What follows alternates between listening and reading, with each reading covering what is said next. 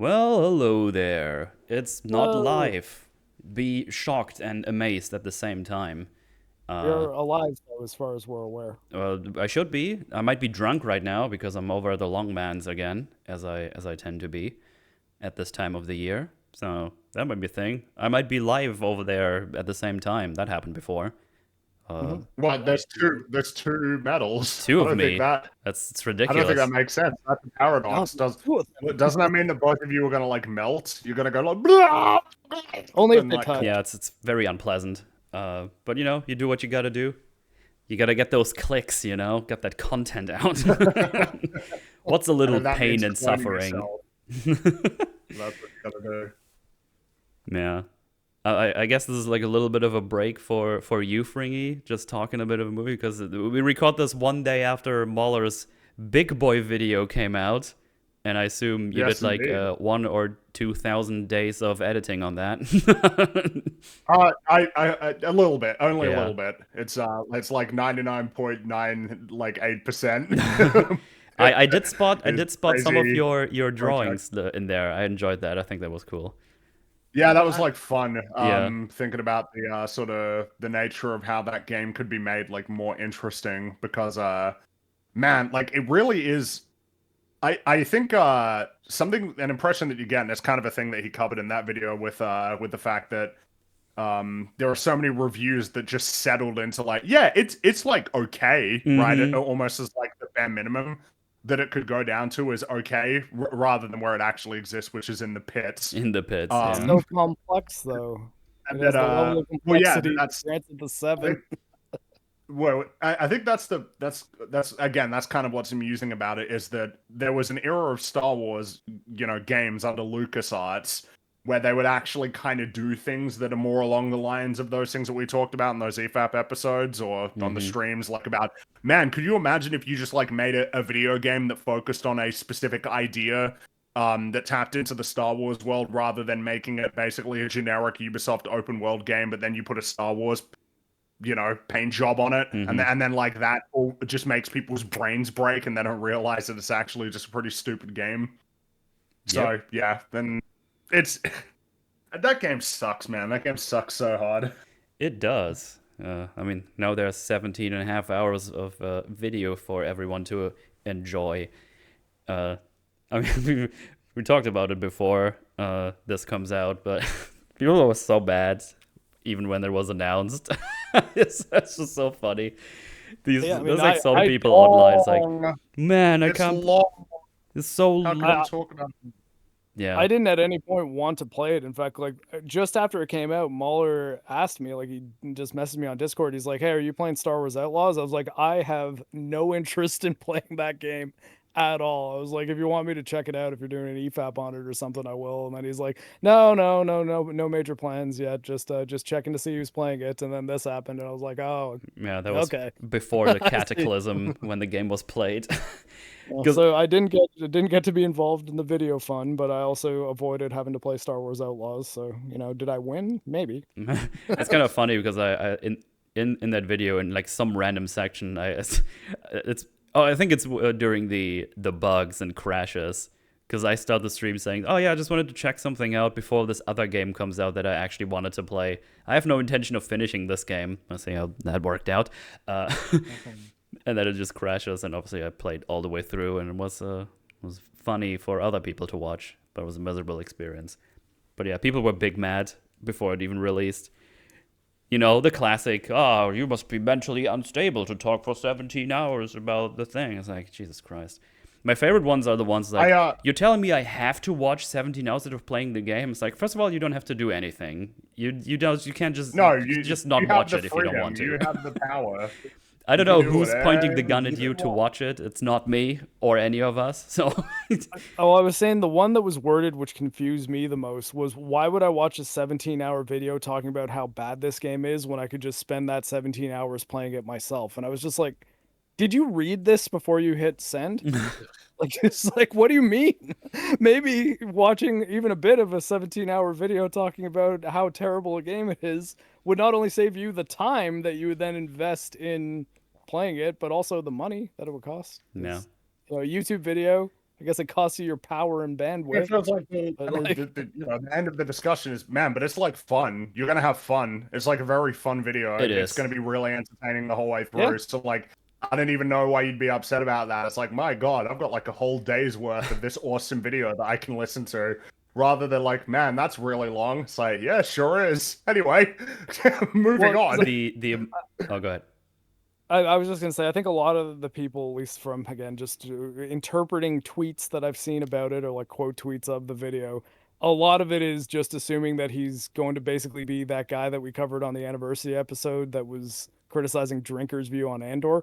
That they think Mahler's just gonna be like, it's Disney, so it's bad, and also you play as a woman, so it's bad, and it's really bad, and you shouldn't play it for 17 hours. And I'm like, you can't honestly believe that that is Mahler's video, right? Like you don't actually think that that's all there is to it if he made it 17 hours as opposed to 12, right? It's like even if you think it is just going to be like an extended period of time with the same paper thin criticism, why that long? Yeah. It's a what I found fun because that's something like messages I received after the video or just during the video, just looking at the chat while I was premiering. People really enjoyed my descent into madness with that game. When you take the headphones off, it was pretty funny. It's something I never even thought about when he started making this video because I'm basically the only one who uses like a webcam, so you can see my real life reactions to the game, and I didn't think about that as like a unique thing to my playthrough. I guess theory is in that and the Asmongold parts, right? Yeah. But yeah, people were enjoying that. Well, at least my pain brings some fun to other people. Yeah, I guess when you hear this, the cringe games are gonna be starting soon. Good old Forspoken and Dustborn. That's gonna be the beginning of my year. I actually can't believe I sold over 500 plushies. That's still kind of bizarre to me, but it's fucking awesome. But now I have to play those games, which, that's a price I'm willing to pay. Well, I have now. I've committed. It's not like I have a choice anymore. Yeah, you can't back out now. So if he hasn't played them by next Christmas, No. timestamp this one. Yeah, timestamp this one. But yeah, fun times. Fun times have been had. Actually, while we're recording, I still have like 3 hours to watch of the video, so I'm not fully through yet. So I made it 13 hours on Premiere, but then it was like 3 a.m. or something. I was like, I'm sleepy. But yeah. I was popping in and out of the Premiere, so I've seen bits and pieces of it throughout, and probably maybe totaled like 5-6 hours, but Yeah. I've got a good chunk to still watch. It was actually perfect for me because I had to do like tons of chores that I wasn't able to do during the week, so I just had this on the whole time, and it's like, I'm done with all the chores. Well, there's still 10 hours of video left. That's just kind of funny to think about. Swoll, you go ahead. And that's always the other thing that Or like not. about. Oh, sorry, what did you say there? Nothing. Don't worry about it. It's okay. Oh, I didn't. Sorry, I didn't even hear you say anything. No, go ahead. No, it's fine. It's fine. I was just gonna say I caught the end of the of his very long video. I'm like I keep wanting to do the long man's bad thing, not because like long man bad, but I'm like, Mahler, this video's a little too long for me to go to sleep to because my phone's gonna die. Wait, you don't Like, plug in that's your phone when you sleep? No, I don't have an outlet next to my bed. That's annoying. That is You got a very pretty annoying. long USB cable. Like, I mean, they make them big. A long man USB cable. Long man USB cable to watch a long video. That would be funny though, like as an argument. It's like, oh, long man bad. Why? Because my phone dies. I can't watch it all the way through. It's like, well, shit. I don't have an argument against that. No, a little bit bad. It's actually physical limitations. I can't watch it. Hey, you do art. You don't have a tablet? No, my tablet is screenless. Oh, damn. Yeah, there's. I mean, it is cheaper. That's true. And like, I can't confirm this myself, but like I've heard from like a lot of people that like it's a little easier on your neck because you're not looking down, you're looking up at your screen instead. I mean, that sounds like copium to me. Like, I It mean, could be. it's pretty obvious that drawing on a screen where you can see what you're drawing is the preferable way of doing it. But you know, I guess it kind of depends, right? Because like I've heard like some artists say they prefer the screenless one. But like at again, the end of the day, I guess if you're making stuff that you're happy with, then it doesn't matter. But to me, like, it seems pretty obvious that if you get to look at what you're drawing as you're drawing on it, it's like any other mode of analog art making where you have to look at it when you're doing it, you know? It's like that's the normal way of doing it and not Yeah. having to look up at a screen while doing it on a pad that you're not looking at is obviously a stranger and less direct way of doing it.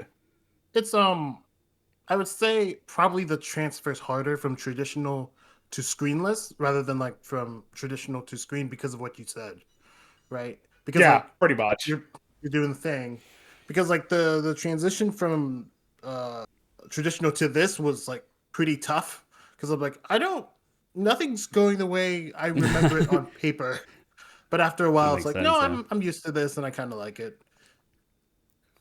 Yeah, and before I had Yeah, like I a mean, much as long as smaller you're enjoying tablet. it. It was like it was actually funny because I got a much smaller tablet because it was like $30. And when I got my big one, I told people how small it was. They're like, "What the fuck? How are you drawing on that?" It's like, do Barely. people use big ones? Oh well. I mean, honestly, it was here that I learned that screenless tablets for drawing are a thing. So Oh yeah, Yeah. I have like one of these drawing pads, which I actually got just for like Gartic phone stuff at some point. It's like I don't know, it's like $20 with like USB, like a shitty pen. I tried it once or twice, like I don't like this. Like it focuses weirdly only in the middle of the screen, doesn't really line up with anything. I was like, yeah. kind of. It's a lot of tinkering. If a I'd little had bit. unlimited money, I would actually just get a screen one just for that. Oh yeah. Like I have a friend, much better artist than I am. He has like one of his monitors is just one of those tablets. Yeah, they can get like really fucking big, right? Oh yeah, just like Yes. Damn. because like you could just use it as like I said, like it's also can be your monitor. Yeah, like, yeah. oh yeah, I'm watching a video and playing games. Oh, I want to draw now. Nice. Well, I don't have anything else to preamble, so maybe we do. I did. Yeah, well, it's funny. The point that I was going to make that I accidentally, because I also have been given shit in comments for interrupting people, that I honestly didn't hear you say anything as well, though. I didn't mean to. Oh, but it's fine. what the upside though is that what I was going to say, I think actually like tags on to your point well, because I was going to say that when a video is that long, the idea that in a YouTube video where you have a YouTube account and you're signed in, at least, I mean, maybe not if you're just doing an incognito tab, it's like YouTube will save your progress, right? Yeah. So you can always just Yeah. click on that video again and keep watching it. So like, I mean, it could be 17 1-hour videos to you or 34 half-hour videos. Like you don't have to watch it all at once. Yeah, that would be like because like the only reason it's like the sleeping argument is because like you can't be like, oh, I'm Yeah, done, I'm you gonna stop. can't Right? stop. But like yeah. if you're awake and watching it, you have no excuse. You really it's like, okay, I'm gonna stop for now and I'll just come back later. Yeah. So yeah, I don't know. The long man bad argument always like it obviously bothers all of us, but it's like that's not like an issue anymore. Like maybe like 5 years ago, it's like yeah, I wouldn't know where I was. Like yeah, fine. But now it's like it will save your progress. You don't have to watch it as like one big video. Oh well. Fun times. Now we're done the preamble. Now we're done. Yeah. Because today we have gathered here to go back to the past, much further into the past than I thought, because I could have sworn this was a mid-90s movie, but it's actually from 1987, and obviously it's talking about Lethal Weapon today. I was a bit shocked when I watched this movie because it's been a long time, and I remembered it as a purely comedy movie, and I was shocked how intense it got from the get-go. I was like, oh shit, that's not all comedy. This is actually some pretty serious shit they're putting here in front of me. Yeah. But yeah, I haven't There's seen torture in this film. Yeah, but yeah, I haven't seen this in forever. I probably watched it as a as it was probably when I was like 10, 11 years old or something. I'm pretty sure we had them all on VHS back then. Ooh, All of them. Yeah, Every single. Yeah. I think so. Okay. all 5 of them. 5? 4, right? Yep. Wait, is there a fifth? Uh, I've never seen a fifth. There's Lethal not a Weapon. there's not a Okay, fifth I one. might be confused. Maybe Okay, they want to so- make a fifth one, but there's only 4. Donna made 4 of them. Okay, so there's like kind of I might be misremembering because It's Always Sunny did like several like episodes based on like, oh yeah, we're gonna make the 5th Lethal Weapon. Most of them are removed now because they have blackface. Yeah. But like, so I might have gotten the number confused a little bit because of those episodes. Okay, I did a quick Google, and apparently Mel Gibson announced like 2021 that he is working on one, allegedly. Oh well. Probably Nice. not happening. They did like a television series reboot as well at one point. That didn't go Right. very far. Danny Glover was too old for this shit in 1987. Damn it. Yeah. Yeah, so I guess that's it. Yeah, I was only aware of 4, and I guess now I know why. I never even heard about the announcement of a 5th one, so... Well... Yeah, but it's also not surprising that there would be like, it's just... how's it going now? Like, oh, that's like a thing that was successful some years ago. Let's make a sequel or a reboot. Wasn't And we 4 can get like some- controversial amongst fans? Like when they're like, we don't like that one or something. I remember enjoying 4 more than 3. I just don't know. I mean, I feel like I remember vaguely something. remember enjoying all of them, but I don't know. It could be that by the time that it was getting to that one, that people were getting upset with it. I'm not sure. Mm-hmm. I don't dislike 3. I think it's the weakest of the 4, at least as far as I remember. But it has been a while since I've watched all of them. Well, yeah, because obviously 2 isn't the weakest. It's got diplomatic immunity. Yeah, And it's got the guy who does like the weird spins when he's fighting Riggs. Yeah. He keeps kicking him and spinning and twirling. Yeah, It's when they have a fight, Yeah. he's like bouncing around a bunch and he keeps like twirling as he does the kicks. It's very amusing. I don't remember any of that. That's been way too long. I need to watch those as well. Yeah, This is the first time I've seen any of them. If we don't have a good idea, we'll do Lethal Weapon 2 as the first Forge back. Maybe, yeah. Whereas, I Lethal guess Weapon Swoll 2 hasn't is- seen any of those. This was your first watch through of this one?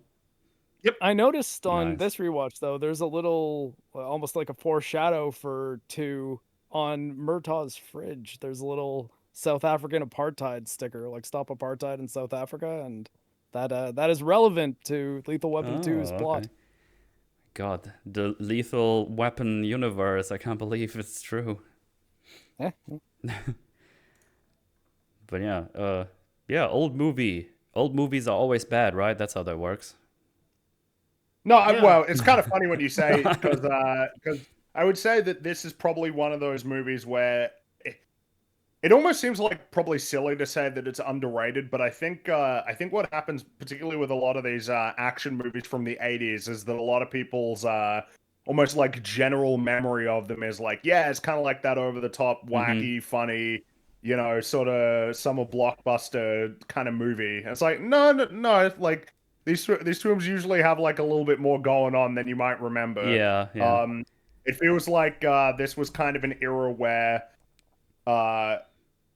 there was like an effort to essentially take something that was a little bit more unconventional, which I think it's safe to say that this film is somewhat unconventional in terms of some of its storytelling aspirations, but to almost conceal them in a very marketable, very approachable action movie, which is what this film is, right? It's kind of what you said, Metal, of like, oh shit, I don't remember it actually getting that intense at times. Like, yeah, it does. Yeah. That's this movie. It's like, hey, it's a fun buddy cop movie, and they're gonna go on like this crazy adventure and become friends. And also, we're dealing with suicidal tendencies as well. Yeah. In one of the main characters, he wants to die. It's like, oh shit. Oh, okay. It's like, yeah, that's and that's it's like quite effective in terms of its blending of its more serious dramatic elements with its more like overtly entertaining and fun elements, which I think is like a fairly difficult thing to achieve. Figuring out that balance and slipping in and out of it very seamlessly to the point that you're almost like, oh shit, we're doing that kind of scene right now, and then slipping back into yeah, we're having fun now. That's quite a challenging thing to do. This film is solid. This It film is. is good. Yeah. This was like this I is think the. Oh, go ahead. yeah.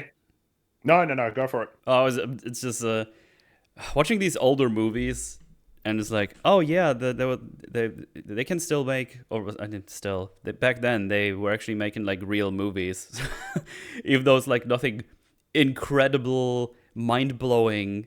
It's just like, oh yeah, but this is like an actual story I can follow and understand. Like this is like soul food for me. This is like feel good stuff. Oh Like, yeah. it's like, This oh, film these has are these movies characters. that it's like those movies, like, oh yeah, I can just pop those on and I'm gonna have a good time without any hesitation. It's just nice. It's just a thing you can watch I and think enjoy.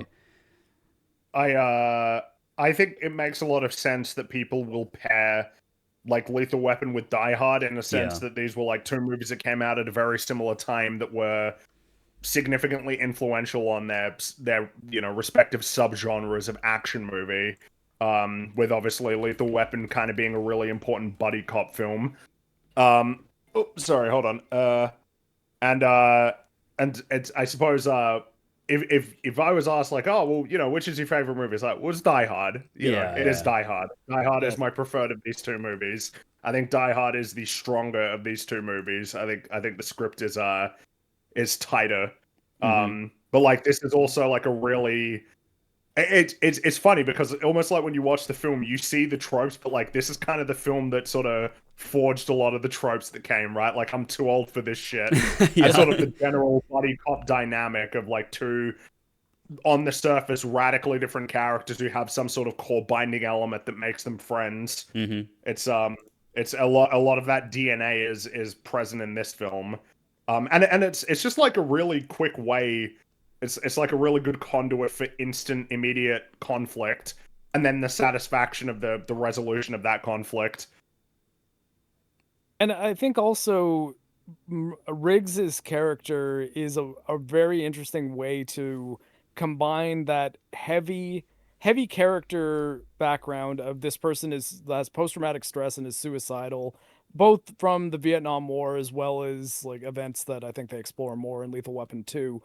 But his craziness is also kind of what makes him wacky and funny in a lot of the scenes. But Yeah, yeah. there's something behind it. It's not just, oh, this guy's doing crazy shit because he's a loose cannon and he plays by his own rules. It's like, no, he's just kind of like, might as well do this because fuck it. If I die, it's fine.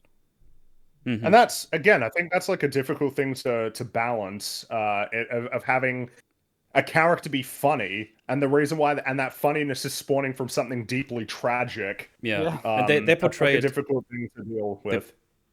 they portray it quite well, and I guess we can talk about this when we get to the first scene with him being in action, because they do a lot with his facials in this movie when he's going from funny, Yeah, Mel wacky to Gibson's crazy. pretty committed Yeah. performance, I would say, in this movie.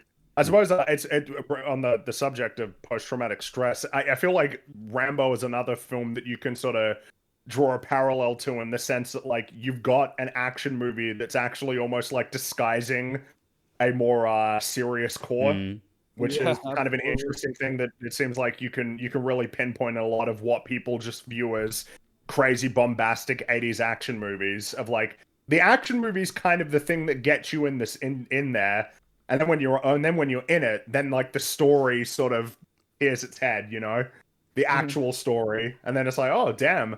I enjoy that, and I wish we had more of that in modern Oh, yeah. action movies That'd be nowadays, because it feels like they are bereft of that meaning, that core, that like emotional thematic core.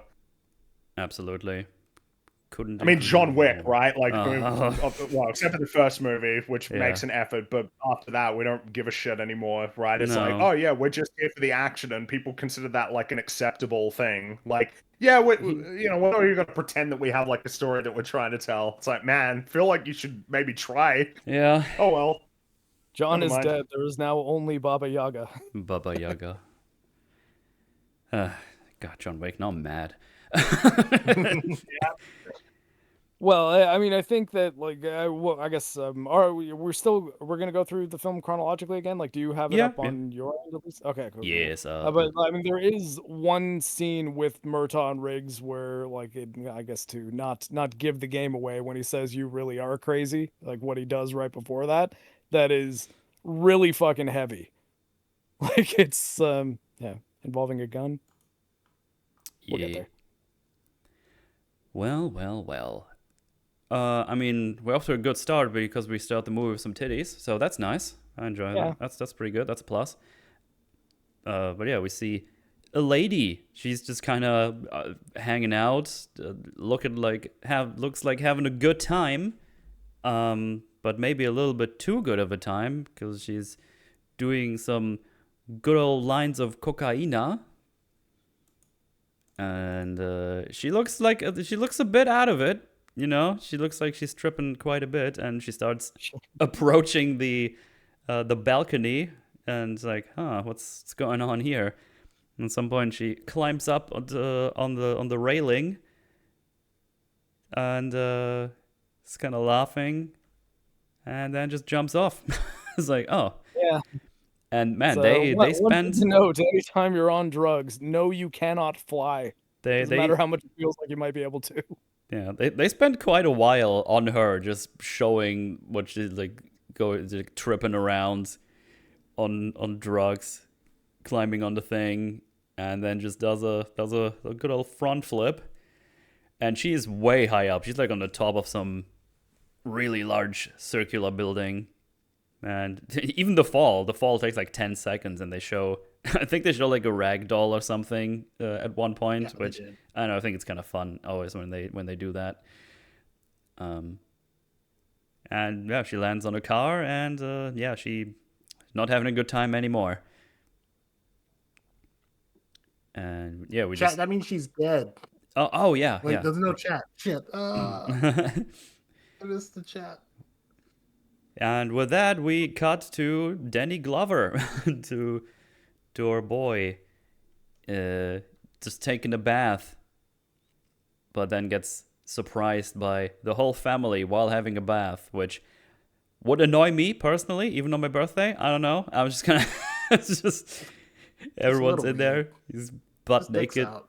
Yeah, butt naked in the bath. It's like, happy birthday. It's like, can you please not? Like, there's not enough bubbles in this to be child friendly. Can you wait 10 minutes? Yeah. But yeah, no, he's what was it, his 60th? No, 50th birthday, right? 50, Yeah. yeah. God, like when they mentioned too that like there's a lot of gray in your beard now, that made me so sad because I'm 41 and I have much more gray in my beard than Murtaugh does. I was like, oh man, that hurts. Yeah. But yeah, it's first he's having a good time, but it ends with him in the bath, kind of looking in his reflection and probably already thinking what he's going to say a couple of times throughout the movie. I'm too old for this shit, or just in general, I think I'm getting old. Oh yeah, that's his catchphrase through the entire series. Yeah. Yeah, of course. I mean, he's only getting older, so makes sense. So I'm saying, like, Lethal Weapon 5 in 2025, it's like, dude has been too old for this shit for 40 years. Says I'm too old for this shit while walking. What's that thing called? The old people? The walking frame? That's what it's called, Walker? isn't it?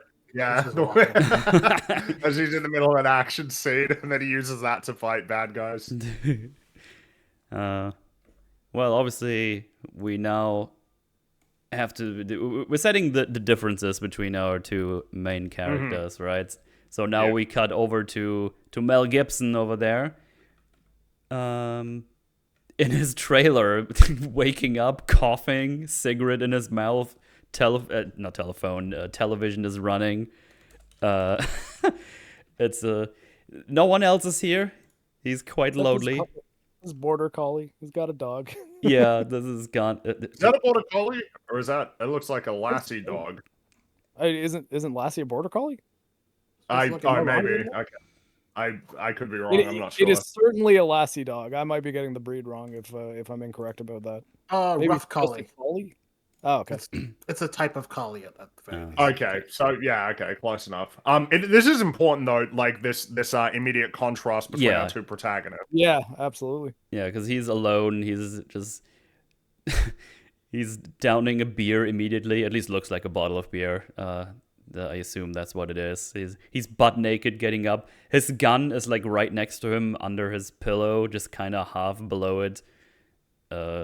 Which that's definitely one of those cases of like, oh well, that's like a neat detail if you pick it up there, Yeah. because obviously that's going to be consistent with what we sort of understand to be his typical day later on. Yeah. Also, Isn't it also- the it's whole not even trailer is like a mess. Like it's untidy. Yeah. Shit's everywhere. His door is just wide open, which I assume is open because he let the dog out so it can take a dog, dump yeah. or something. But quite I the was gonna say difference. though that the beer, it's not even like he doesn't even crack a fresh beer. It's just like a beer that was out. No, he gets it out of the fridge. Oh, does he? Yeah. Oh, maybe I'm remembering wrong. He even Just he watched he some he, of this he guy too. unscrews the top and just throws it in a corner as well. Like, Might be crossing the I wire. feel- A different scene. I feel like this happens every time we're covering an older film. It's like you guys got to understand, like this is like actually pretty effective storytelling that's going on here. Like Exactly, as much as yeah. it might be like, yeah, but it's pretty obvious. It's like, well, so in the span of a handful of minutes, like 2 minutes, 3 minutes tops, you've already conveyed pretty cleanly and plainly the disparate nature of their lives. Yeah. Which obviously means that when you recognize that these two characters are inevitably going to have their, they're going to cross paths with each other, it's like, oh, damn, like, you can already expect that there's going to be conflict. They're leading two very different lives at the moment. Yeah, Yeah, very one different. person is surrounded with copious amounts of family and love, and the other one is, aside from the dog, pretty much entirely alone. Yeah, and just to emphasize it even more, we go back to Morto. Did I say Morto or Mortaug? His You said Murtaugh. Mortal. Murtaugh, Yeah, his name's yeah. Mortal. Oh my god, Roger Murtaugh. you've Something funny. confused me now. Yeah, Murtaugh. Mortaug. Yeah, the thing is, when you see it written out, it's like, how do you what? But yeah, Frodo Yeah, and I Sam think it's need like to a bring the French ring to name. Murtaugh. Riggs and Murtaugh. Or Tar, if you're American, Mortaug. which he is. But yeah, I'm going to say it Australian, because that's me. I mean, I guess like I'm just going by the pronunciation in the movie, as everyone calls him Murtaugh. So go with that. At the same time, if this were, I mean, well, I guess there is an Australian in this film, but if this were an Australian film taking place in Australia and everyone was calling him Murtaugh, that is how I would say it. Murtaugh is how I say it. Well, I'll probably just I'm keep saying calling him Danny Glover. Yeah, See, okay. That's how we Understandable. fix all of it. Exactly. I always accidentally say Donald Glover, and then I really confuse people when I'm talking about like Predator 2 or Lethal Weapon. Yeah, we go back to him and his family, and next to just some friendly banter between the family and seeing how good of a time they have, just having a normal family morning, the wife points out, like, hey, you got a call from some guy called Hunsaker. He wants to get in touch with you. It's like, oh shit, that guy. I haven't talked to him in like 12 years or something. And we learn kind of briefly that they were together in the Vietnam War. But not much else besides that. But this is going to be important later, very soon. Oh yeah, it's also like some things where the daughter comes down the stairs with like a dress, and it's like a little bit of the realization is like, oh shit, she's like about to be like grown up. She's like getting older, and I'm getting older. It's like, man, And it's flying by. yeah, everything is flying by. I think she calls her like a goddamn heartbreaker, which is kind of funny. Yeah. Like he seems to be very, very anxious about the fact that his daughter is getting to the age where it's like, oh my god, now she's a woman now. She's Yeah. no longer my little. But yeah, as pointed out, it's his birthday, and he's going to his first case of the day, which is the suicide that the lady committed earlier. And His name happens to be. yeah, I'm jumping the gun, I guess. But Yeah, I mean that's like the important part. Like we have the one hooker called Dixie, who they try to talk to later, but things happen. But yeah, the jumper is called I think it was Amanda Hansacker, and he's like, oh Wait, shit, does he go to the case before he meets Riggs? yes. Yeah. Yes. They Okay. they meet up in the police department when he gets transferred after we get the first action scene with Riggs. Okay, I guess I got the scenes mixed up. Okay, fair enough. That's all right. But yeah, he realizes that, oh shit, he was trying to get in touch with me, and now one of his daughters jumped down a building. And again, it's something we just don't really get anymore. Without saying a word, just by seeing his face, he realized, oh shit, I might have been able to prevent that. Like, you Yeah. can see the immediate like feeling of guilt in his face. It's like, yeah, see, Yeah, you Which can obviously is going to be like quite important going forward, given that he's going to be dealing with Yes. Riggs, a character who now obviously there's it's established that there's more to what's happened to Amanda, but it's going to be essentially the same situation with Riggs of a person who he can potentially save. Very deliberate choices. Absolutely. Yeah, And I even will. something like when the wife says Hunsaker called you, he's like, apparently he's been trying to get a hold of you for 3 days. Like, that's the thing that once you find out his daughter died the previous night, that really kind of hammers home. It's like, what happened 3 days ago? Like, what could I have done? Like, Yeah. there's so many questions that would have just flooded his head. And yeah, I will never stop hammering that home when I see scenes like this from older movies. Like, see, all I see is his look and how he behaves. He's not saying a word, and I know what you're telling me, movie. I don't need some fucking character going like, oh man, maybe I could have done something. Ah, darn it. Just like a fucking look. Cast a good actor, get a good director to Yeah. tell him how to react to that news, and that's all you need. Or, and obviously, like, trust your audience will pick up on what's going on. Absolutely. I think a lot of it is just like, and like, I don't know if like directors or like actors or writers will think this, but it does seem like they're like if you ever heard that that phrase like right like you're explaining it to someone stupid, I think it feels like they didn't really understand what that meant. Well, when in that advice is always like what it means is like, yeah, don't leave things out, not spell it out to everyone. Yeah. If that makes sense. Yeah, I know what you mean. I wonder if there's like like a bit of a feeling of being afraid from modern writers that they don't get, that the audience doesn't understand what you're trying to tell them. So you have like some. Absolutely, there is. I suppose what's Yeah. unfortunate is I would say that there's elements of that in this film. There are a handful of ADR lines where it's like, damn, that's a shame. Yeah, yeah. You know, there are a handful of times where it's like they clearly felt compelled to put in an ADR line so that it's like nobody is lost. But I just feel like every single time it's very frustrating. It's almost like, dude, if you're not like following, then I don't know, too bad. Like Yeah. then you don't get to. We don't need to almost like water down the experience for the people who actually are on board and are in sync for the people who aren't for whatever reason. Yeah. I suppose what's kind of interesting is that in the case of this film, it's like it feels like it's got to be even less called for because it's like a very straightforward and relatively simple plot, like quite simple. Yeah. Yeah. No, it's not like as simple in terms of a pitch compared to Die Hard. Like it's a little bit more, I suppose you could say, not convoluted, but that it's seemingly on its face like more moving pieces. But yeah, it's a relatively simple plot. Mm-hmm. Yeah. And before we go to Riggs again, girl Mortar, he is calling his wife. Like, hey, can you get me the number of the guy we talked about this morning? Yeah, his daughter was one of jumped down a building this morning, and yeah, he's not happy about that, but he's got to do what he's got to do. back with Riggs. He's currently talking to some guys about buying some Coke. He's like, "Ooh, yeah, that's good stuff here." I was like, "Oh, how much?" Where is he?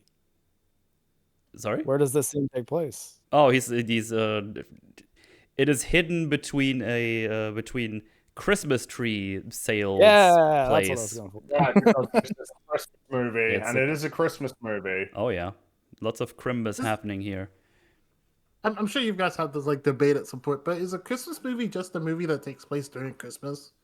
The problem is that like genre conversations are annoying, but like if we're gonna have these conversations, the decision to set a film like Die Hard and Lethal Weapon at Christmas is not arbitrary. I would argue that Die Hard is like more of a Christmas movie, in the sense that like its theme is like so inextricably bound by Christmas, but to some extent, I think the same applies to Lethal Weapon. The fact that you've got like a friendship being forged, and that friendship is almost, could be said that one of our protagonists is sort of being integrated into a new family, and that saves him from depression. Especially because we were dealing with him being suicidal, and during holidays, suicide rates go up normally, from what I understand. Also, Worst. It's something that's even directly acknowledged in the film. So yeah, to me, like the idea that it's not a Christmas movie. Number one, this is not like some club that's filled with nothing but amazing films. There are a lot of bad Christmas movies. Right. And number two, it is a Christmas movie. It's set during Christmas and it has themes tethered to Christmas. So get over it. Yeah. I mean, just the idea of a broken man who's at the edge of his rope and is suicidal, which again, as we mentioned, is something that happens a lot around Christmas, finding a new family, and there being a loving family that ultimately does want him to be around, and that I think is, it's pretty Christmassy. It's a good old even It's a Wonderful Life is sort of a similar deal of like a guy who is ready to die and just doesn't feel like he has any reason to live, realizing that there's people in his life that want him there. Mm-hmm. Yeah. No, I guess I was just asking because I don't know.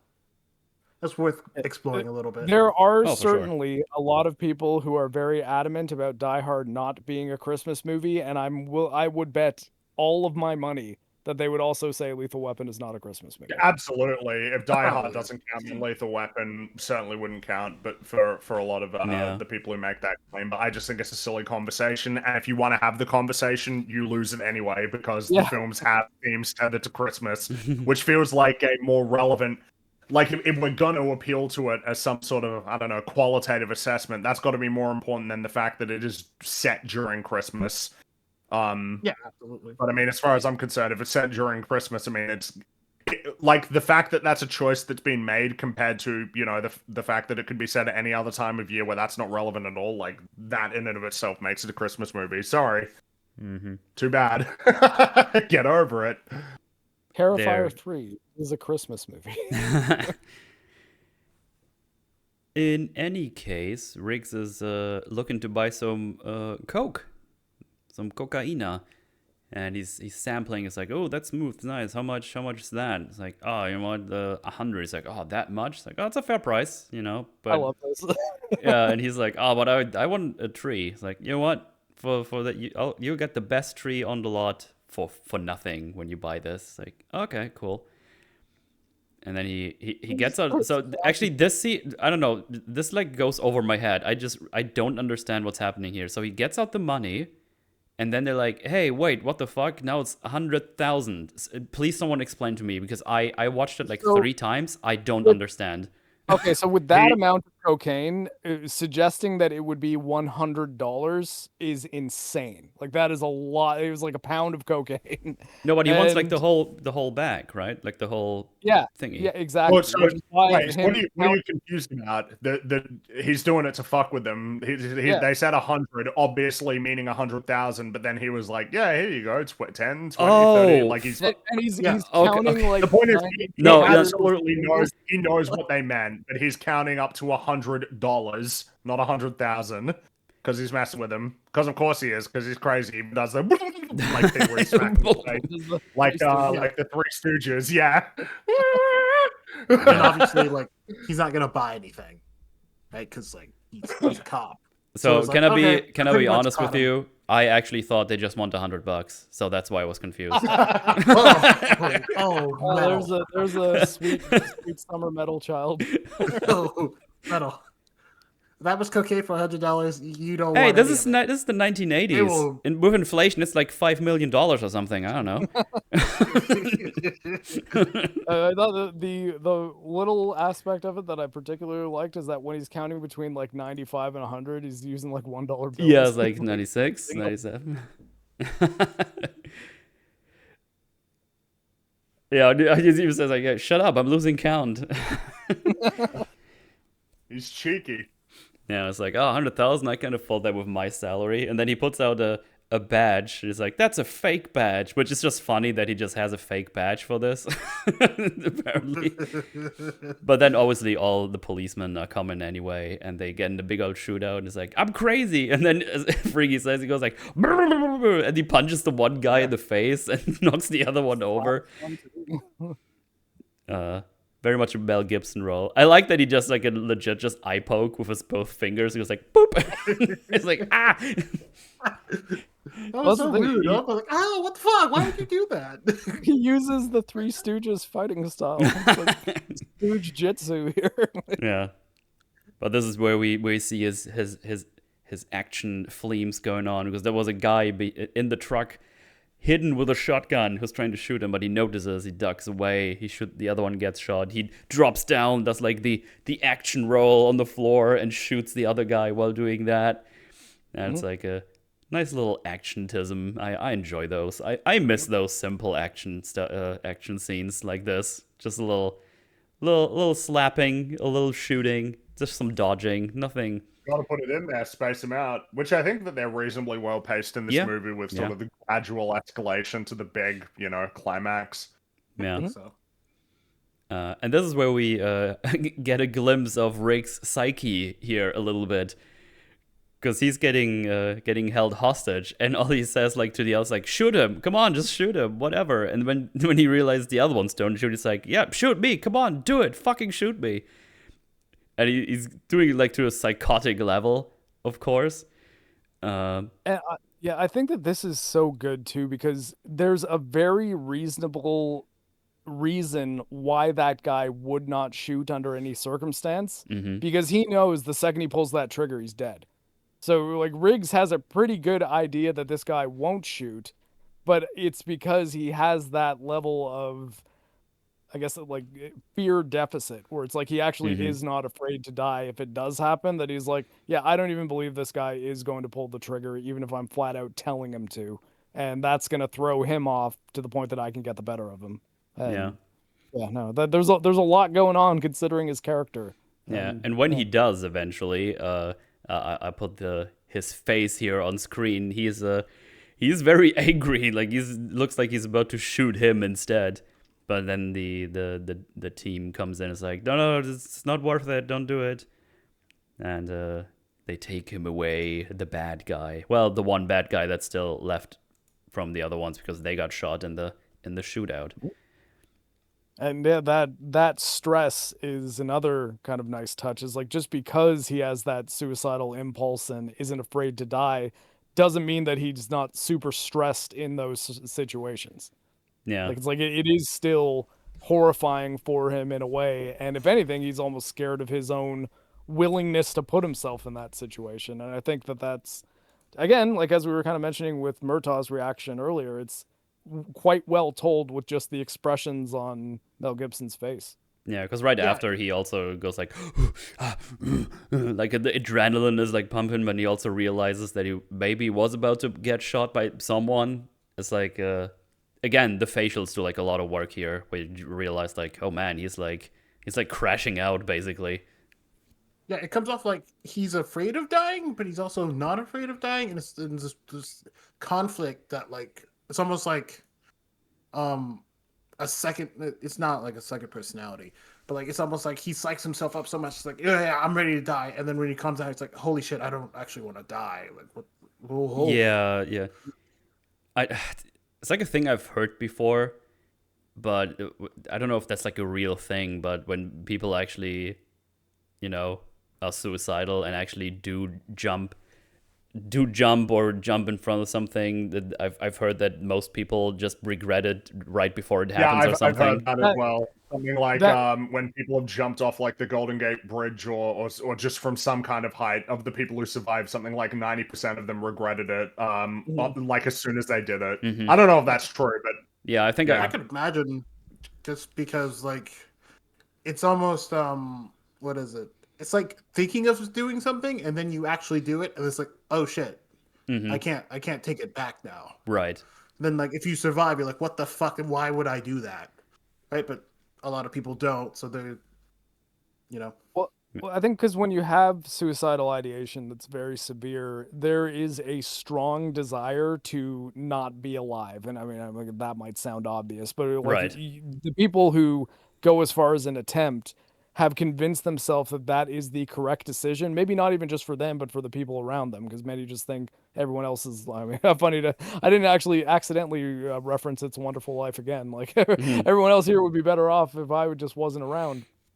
And when you're put in that situation where the finality of it is confronting you, that's when all the feelings of all the things that you would miss out on and all the things that you could never do again and all the people who may love having you in your life that you almost left and didn't even say anything to them about Hmm. it, right? And Mhm. the reality of all that hits you once the okay, I did the thing is taken care of. So that is generally, I guess, the psychological reason why many people who attempt suicide regret it immediately. Hmm. Yeah, because like once you like can't take that decision back, it all comes flooding back like the actual consequences of what you're doing Mhm. is. It's kind of insane to me that every time like something like this comes up, I have to think about Wings of Redemption's story. You know what I mean? The where he apparently one day decided to go through with it, but then he puts on his seatbelt in the car to get to the place he wanted to do it, and realizes, wait, I don't think I actually Why did want to die because I fucking put on my seatbelt. Why the fuck would I do that if I actually want to end my life? It's actually like a really good I mean, story, and it's yeah, like I was like, that's actually pretty Crazy. deep observation for yeah, Wings of Redemption. Honestly, didn't expect that. it's a crazy thing. meanwhile, Boogie jumping, I want to die. That's all I want to I'm in say so over much and over and pain. over again. I hate being alive. I hate being alive. I hate breathing. I hate being alive. It's just Oh god, I'm in tremendous pain. I'm in tremendous pain. Help me, help me, help me. Riggs would Oh, have made Boogie fold like origami. It's like, okay, fine, do it. Let's do it. Let's go. Good God.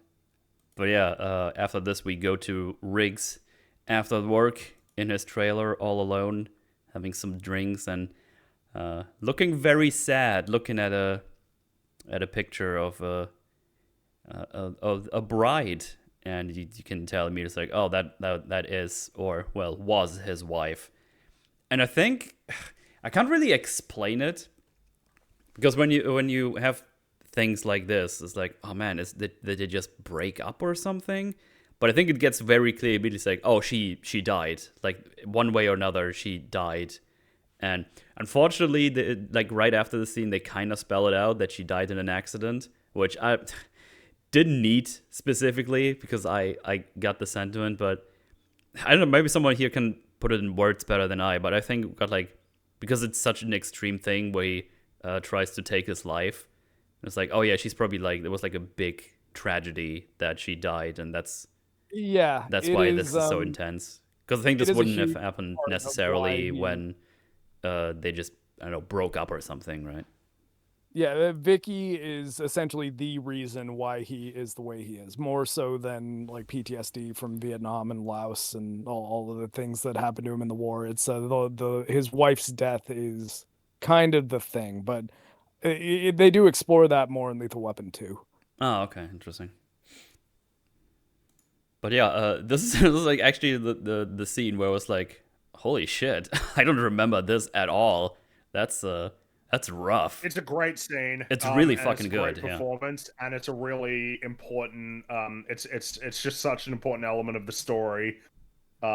This is this is essentially it's kind of what Mark was just saying. Like this is the core of the character. This is the tragedy that very much explains who he is, with his history in the military being another element that sort of and you know there's stuff to think about, right? About like what were the years like with his wife? Mm-hmm. What you know, did he have like that stability and that and sort of was able to be in a good place, and that her absence is essentially why like it draws back to one of the things that he says later, that he thought the only thing he was ever good at was killing people. Mm-hmm. It's a very effective scene. Great music as well. I quite like the soundtrack in this movie. Mm-hmm. And I particularly like this tune. Yeah. Yeah, it's when I was watching, because I just watched it this morning. It was like I was not expecting that scene. I was like, oh, this is gonna be like buddy cop. Like I've seen Rush Hour and other Yeah. movies. Like, when's this gonna have fun? And then he has a gun in his mouth. I'm like, what the actual fuck is happening? Jesus Christ, this got heavy really fast. Yes, Rush Hour is much more explicitly a comedy than Lethal Weapon. Definitely. Yeah, I was not expecting that, and like it really makes you think like, oh my god, like what happened to you, man? Mm-hmm. And then yeah, like you guys have like put forth, it's like there's a lot more going on in the movie than just the fun buddy cop movies. Like this is almost a movie about saving Riggs' life, because 100%. Yeah. he could end it at any point. Mm-hmm.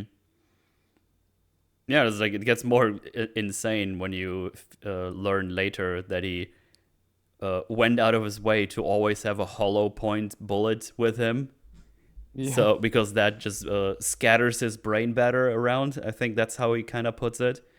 And you also so see him Make sure he does not survive. Yeah, make sure that he's is donezo for real. And because you see him A in this hollow scene point also just stands- ejecting the bullet that's in there and just putting in that one specifically. It's like, damn, you've been thinking about this for a while, huh? That's rough. A hollow point, as opposed to a full metal jacket round, will expand as it moves through the body, so it kind of turns into like a little plate, almost like it spins out into like a vertically oriented plate. Jesus. So the bullet will not go straight through. It'll expand and then just damage all the tissue, not only where the entry wound was, but everywhere towards where the exit wound might have been. Mm-hmm. I think Mel Gibson's like abilities as an actor are somewhat underrated. Oh, he's great. You know, like Yeah, he's I pretty think darn good, yeah. he's very reliable as a performer. Wacky guy, but like he's his performance is super reliable, and it's a very committed performance. Yeah. Both in terms of the this sort of emotional element, but the fact that it's also a willing. It's kind of particularly evident in what I suppose you could call the first little vignette of him teaming up with Murtaugh, with the guy in the roof, in terms of just like committing to actual humor, and then obviously we were just talking about that scene, but it's worth complimenting. It's a good performance. It's Absolutely. A good Really good actor. Surprisingly so, actually, because I thought he was like just like thumbs up good, but I'm like, this performance was like 2 thumbs up. That's what I'm saying. Right. I think people forget that that he actually can be quite good. Mm-hmm. Yeah, like removed from his controversies, I think he's an extremely talented guy. Like it's just that his performances can often be like pretty intense. Mm-hmm. It's like I assume none of you have seen Gallipoli. I don't even know that name. That's It's World War One movie. What is it? Yes, Australian World War One movie that he was in. This was I think it came out either shortly before or shortly after Mad Max, so like quite early in his career. Okay. The ending is tragic, and it's another case of like, this Mel Gibson will sort of commit to I suppose what you could call like a very emotionally intense performance, which is just valuable, right, as an asset for an actor. Mm-hmm. Very much so. Yeah. This scene specifically also is like basically just silence and him, well, trying to take his life, but he doesn't go through with it. And there's like 3 lines he says here only, and it's like, it's silly, isn't it? While looking at the picture of his wife, like kind of implies like, Man, it's silly that I can't go through with it, even though I basically lost everything and don't really want to do anything anymore. And then just says, "I'll see you later. I'll see you much later." While it completely in tears and just breaking down. It's like, damn, that's some good shit. Good stuff. I really like that scene because like he's obviously like talking to her, but not like to her, and he's like, okay, whew, I almost did it. Okay, I'll try to last longer, and then see you later, I guess. Well, and that's also why like the silly kind of it works in both directions. It's like silly that I can't just do this, but also as if he's speaking to her if she's still alive, silly that I would even want to do this because I know you wouldn't want me to do this. Like, Mm-hmm. I think he's really conflicted about it and in ways that seem pretty genuine and understandable. Right. Yeah, he's really struggling at this point, and like he says a little bit later, he finds a reason every day because Mm-hmm. Jesus, you know, Um, not because Jesus, but because yeah. no, I got you. I mean, he is a pretty big fan of Jesus in real life. He made a Passion of the Christ. Yeah. True. Now we go to the police departments where we see the police psychiatrist, kind of tell us that the wife of 11 years was just killed in a car accident, which, yeah, okay. I mean, I don't think I needed that extra line there, to be honest, but that's whatever. That's a small thing, I would say. I don't know. I say a small thing, but I think it kind of diminishes the scene that came right before it. I don't know. It's like I kind of agree that it's unnecessary. I think the more important part is like that she tells I guess it's like the department. I don't know what you call him. The deputy, the chief. Yeah, chief is the thing I was looking for. I think it's more important that she tells him that he's pulling his gun when he shouldn't, and he's like on the edge, like he needs some help. But true to the feelings of back in the day, it's like, nah, it's fine. He's just gonna have to tough it out, and you know what? If he does kill himself, I guess you were right. And then he just goes to the bathroom and takes a dump. It's like, okay. I feel like we're trying to say something here. It's like, oh my god, like that's bad, but like you said, and then the scene right after also goes into more of that. I guess dialogue right after, yeah. Mm-hmm. I mean, he straight up calls it a bunch of psych bullshit. I was like, damn. Yeah, men don't have feelings. What the fuck is that? Yeah. Oh, yeah. That scene right after with the guy that Morotaw is talking to us, like, the guys in the night. Wait, let me get the thing. It's like something. The guys in the 80s, they're just emotional wrecks or something. Yeah, the guys in the 80s aren't tough. They're sensitive people, which is kind of funny because that's such a an every generation thing. It's like, oh, the generation before us, fucking pussies. It's like every generation this happens. It's like, oh, they don't work enough. They don't do this. It's like, yeah, sensitive. Seems that way. Yeah, they need help. It's like, yeah. Oh, they show emotions around women, stuff like that. But then the guy also says, I think 80s man because last night I cried in bed because I was alone. I was like, oh, okay.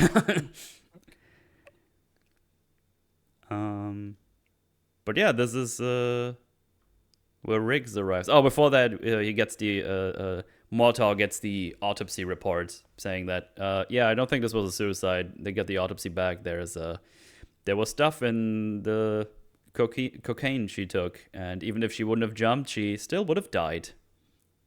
It was like, oh, interesting.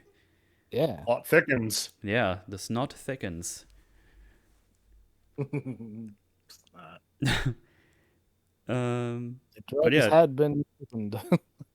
The drugs were drugged. Yeah. Oh yeah, the captain also tells it was like, oh, you look younger with the beard, and the other was like, oh yeah, you shaved off your beard. It's like some detective. It's like small things that I'm using. anyway, Riggs is here, and he just gets out his gun to, I guess, check it. And Marshall's like, gun! And he just puts him over. It's just kind of funny because Riggs just looks around, like, gets his gun up. It's like, where's the gun? It's almost disregarded that he just judo through Murtaugh. Yeah.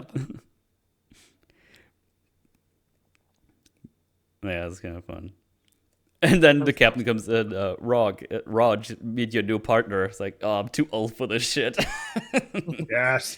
And it's funny because this is definitely one of those scenes where it's like, yeah, such a cliche. It's like, no, it wasn't that. It wasn't then. Yep. It became it because everybody copied them, but didn't really understand how to do it. Right. Because it is a fun way to introduce these two characters. Yeah. Yeah. It's the immediate conflict. Hey, that's your partners. And then obviously, Like, yeah, that was pretty wacky, wasn't it? And then, yes, of course, this iconic line, which feels like I'm too old for this shit. Definitely, it's just like, man, this really feels like a meme, because it kind of is. Definitely became. It's a kind of meme. like I'm 2 days from retirement, right? It's sort of got that energy. Yeah. Also, like I say to everyone in the military, whenever you're 2 days from retirement, just don't say it. Don't say it out Just loud. don't say it. It's not a good idea. Just hide behind some boxes until the day is done, and then go home. Even if we're not at war, like, just trust me, you just don't want to. I've seen too many movies to know it's bad. Yeah. Yeah, they go to the car to go out on their daily patrol, I guess. And Motto's like, oh, some of them say you're like a really good cop. It's like, oh, thanks. Like, oh, I pulled your file, saw what you did yesterday. Pretty heroic stuff. It's like, oh yeah, I'll try. Also, I saw you're from the Phoenix Division or Phoenix Company, like assassination stuff. Special Forces, the classic. Yeah, Phoenix Project, I think it was called. Project, yeah, that's right. And it's like, hey, war, it's over, right? He's like, wait, what's over? Oh, the war. It's like, yeah, I know. It's like, okay, I just wanted to let you know, remind you. Which I guess is like a thing because he probably struggled with that stuff from in the beginning. The whole PTSD thing where they can't really cope with the fact that the war is over and it's just normal life now. I think in the scene that he briefly goes over the Phoenix Project, which was assassinations and shit. It's like, yeah, no, he was in that super dark shit, not like a normal soldier. He's extra fucked up. I think it's also kind of the contrast between the two types of soldiers who they were, because they were both in the Vietnam War, but Murtaugh was there as like an older guy who might have been in the military for a little while prior to that, or at least had enough experience to get into more of a command role. Whereas Riggs at one point mentions that he was 19 and was so talented that they were having him doing like shots from like 1,500 yards away or 1,500 meters, I think. Did they use yards or meters? I don't know. I think of it as They meters. used it might have been yards, 1.5 kilometers away. It's a very, very long That's sniper shot. Crazy shot, in, yeah. In high wind. Yeah. Yeah, so and he wouldn't be in a situation where he's having to do that at all unless the people who were training him were like, "Oh, this guy he's on another level. He's like anime protagonist here. Like we gotta get this kid doing some crazy shit for us." Yeah, he And, also smokes like in almost every scene, which is just feels very of the time. It's like, yeah, the hero has like a look cool with a cigarette in his mouth. Yeah. I mean, there's a lot of things that like Metal Gear kind of pulls from Lethal Weapon, as well as like Escape from New York and stuff. Like the smoking, the electric torture towards the end. Like, Absolutely. Let's just kind of chat a little bit more. Like, hey, what gun you got there? It's like, oh, 9mm with I don't know, no ejection port stuffs. And it's like, oh, what about you? Oh, I got my big old Smith and Wesson 6-shooter. It's like, ooh, okay, yeah, 4-inch Smith, he says, yeah. But yeah, I just saw that. A lot of old timers carry those, which is like, yep. that's more reliable. Yeah. Well, I mean, also it's more reliable firearm, and Murtaugh's like the more reliable of the two. He's less of a loose cannon, almost literally. Yeah, maybe there's a connection there. Yeah. And they also establish that, oh, you're a lot of martial arts, Tai Chi, and that killer stuff, as it says here. And then he's Tai Chi Tai is Chi. not Tai Chi is not a particularly intense martial yeah. art. It's a relaxation technique. It's like meditation. And then they do the title drop. I suppose we have to register you as a lethal weapon. Wow! Roll credits. Oh my god, he said the thing. Yeah. Is that the thing? But at this point, when they arrive at the car, Riggs is it's like, yeah, okay, let's just cut the shit. We both know why I was transferred. Everybody thinks I'm suicidal, so nobody wants to work with me. Well, he Some also think I'm says that faking those- to draw a Yeah. psycho pension, so nobody wants to work with me. Basically, I'm fucked. It's like, ugh. And then then Motto just says, well, guess what? I don't want to work with you. Like, well. Oh yeah, it's like, ain't got no choice. Looks like we both got fucked then. So, yeah. And off they are to their daily work. Oh, I didn't get that part because I had to watch it on YouTube TV, so they cut No. out all the swearing. Really? Yeah. Oh, All of it. All the swearing. Well, like shit. Even when and you fuck. watched it this Damn. morning, or like, Yeah, you were a because it was kid? the AMC version. It How was like annoying. the TV version of the movie, Yeah. right? So, yeah, I didn't get any So swearing. were there God. boobs at the beginning? Wait, there were boobs? No, there weren't any boobs. That was the first wondering thing. how It was great basically the are. first thing you saw when you boot up the movie. It's like the lady lying on the bed, having her boobs out. Oh, The pain. I miss No, boobies. I miss the titties. I hate TV. Like even right before she jumps, like you could see a bit of titty because the wind is just moving her jacket a little bit as well. They zoomed in on her face. Really, man, we don't hate streaming services enough. I think. Ah.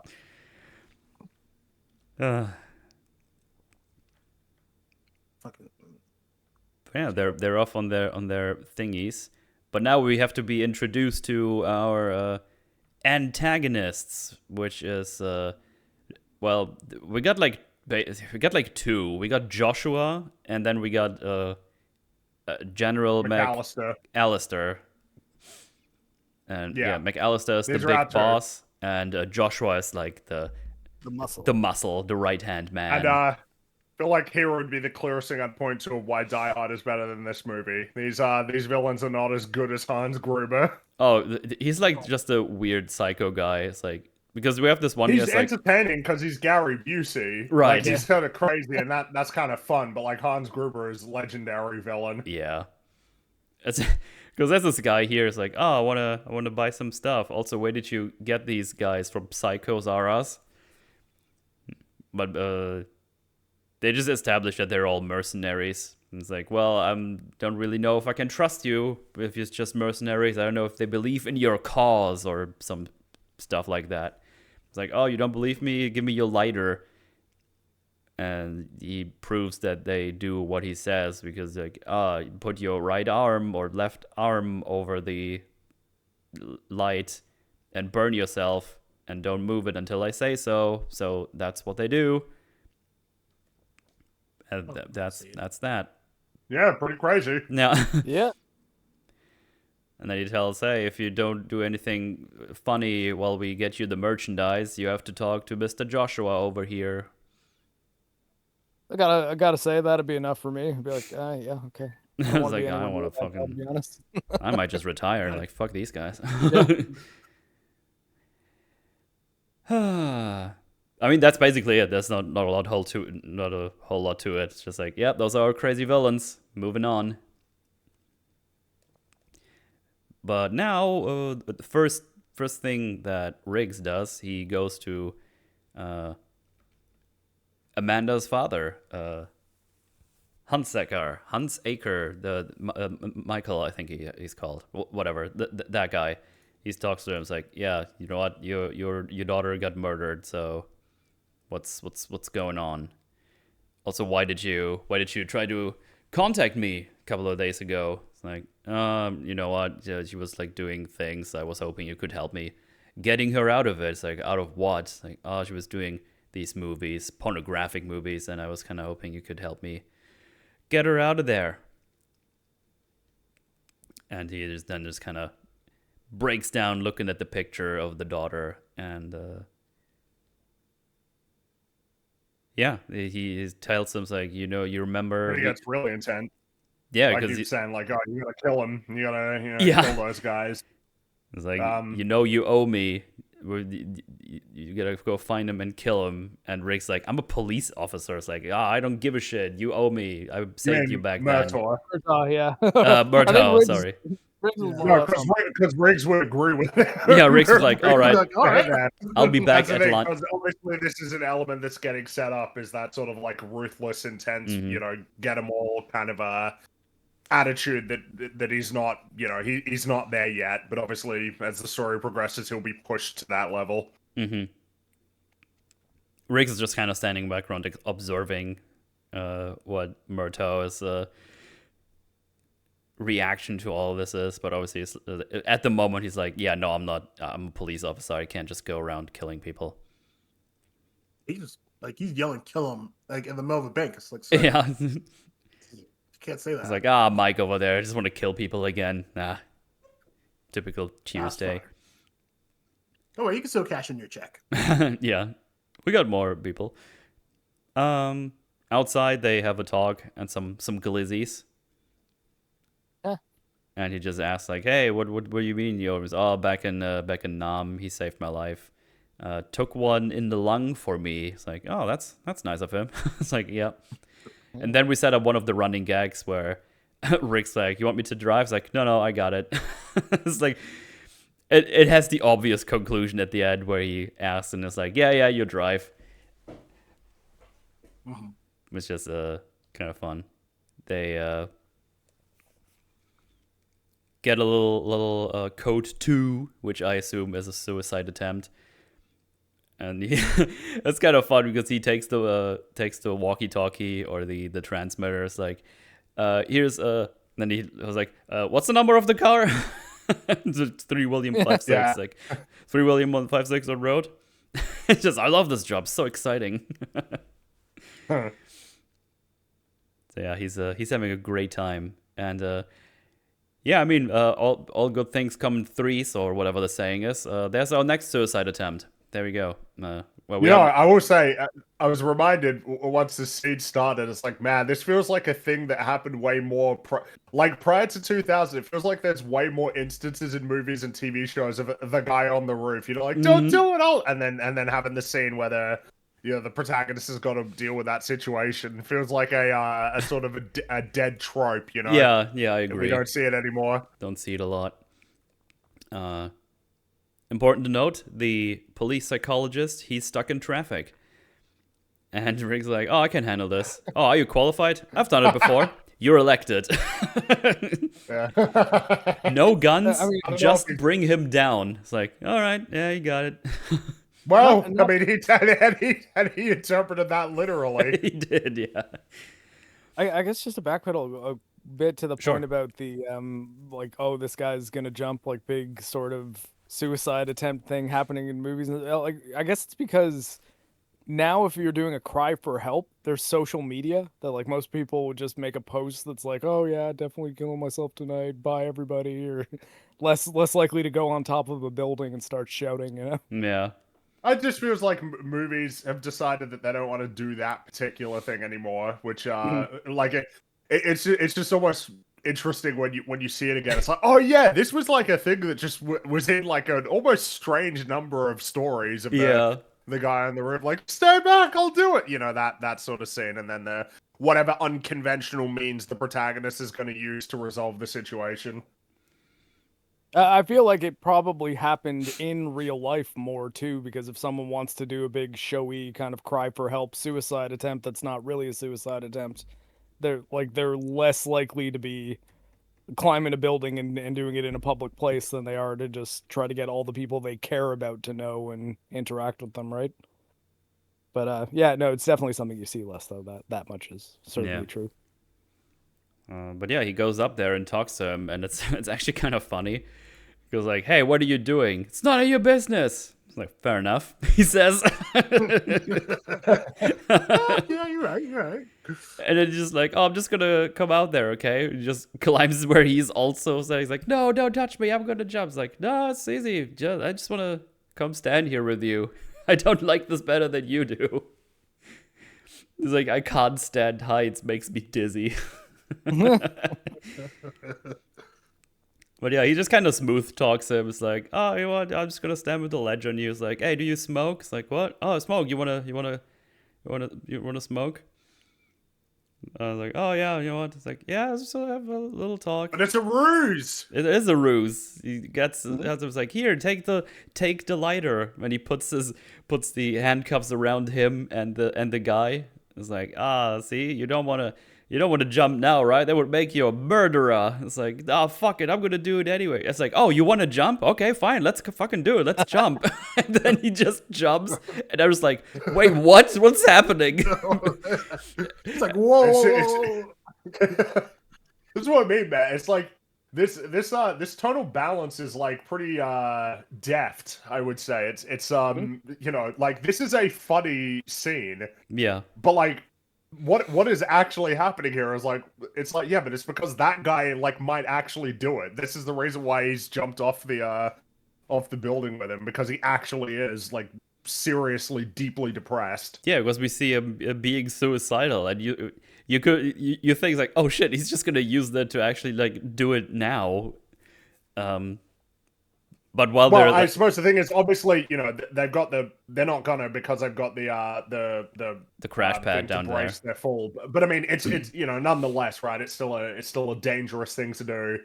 Yeah. And it sort of it belies like a real pain that he has. Yeah. But to make it like a funny thing is it's not easy. It isn't, but they pull it off pretty well here. It's really funny. It's like, do you really want to jump?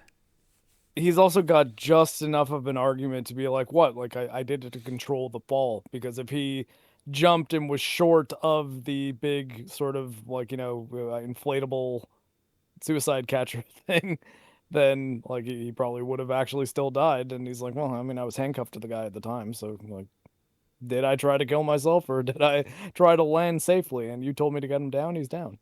No. It was, I honestly did not know the cigarette thing was a ruse at first. I'm like, because like he's been shown to be crazy. I'm just like, are we just gonna have a conversation up here? This seems so dangerous. Yeah, I could have gone that way as well. Yeah. But you know what's funny? Like in the short overhead shot when he puts the cigarette down, it kind of rolls back to him, and I was thinking, oh, did he put like a little string on it and just pull it back so he could grab his arm or something? That's not what happens. That would have been very elaborate, I will say. That would have been, pretty wacky. Yeah.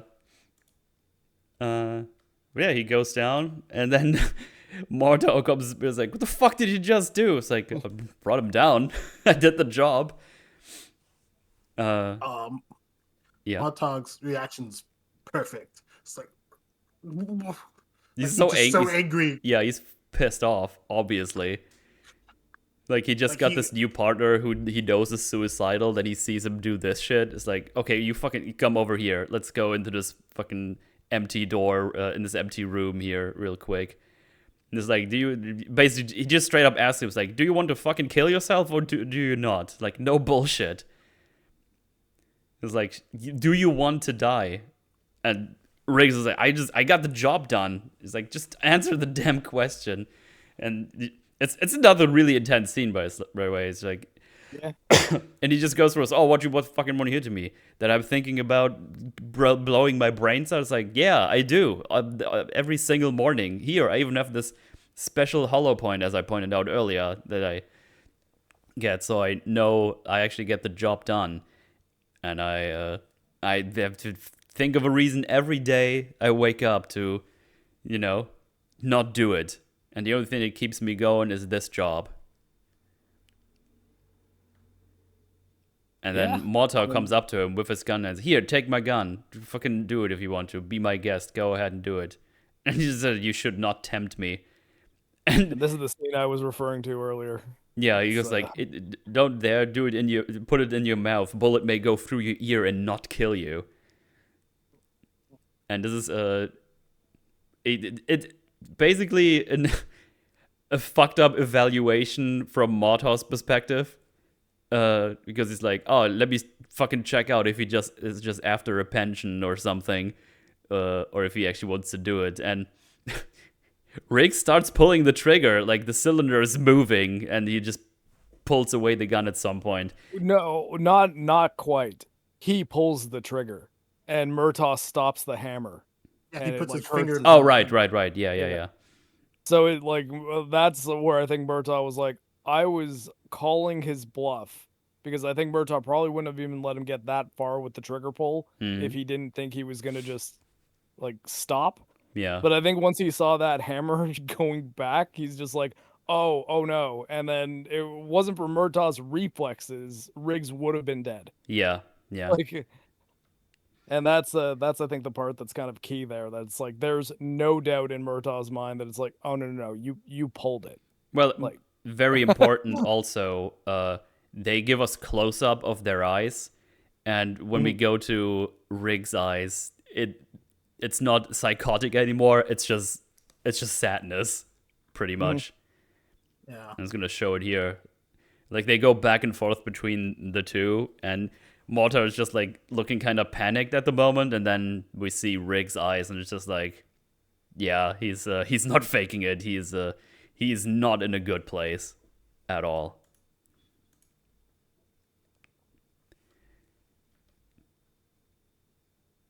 and yeah, and then so begins the arc where Murtaugh starts saying like, I think this guy needs family in his life. He needs people around him. It's not about lethal weapons. It's about family. Right. And then Rick says, I'm hungry. I'm going to go grab something to eat. Yeah, we cut to Morto talking to the police psychologist, asking like, hey, I think Riggs has a death threat. He's like, yeah. So you're saying I should worry? He's like, oh yeah, absolutely, you should worry. It's like, okay, thank you. You've been very helpful.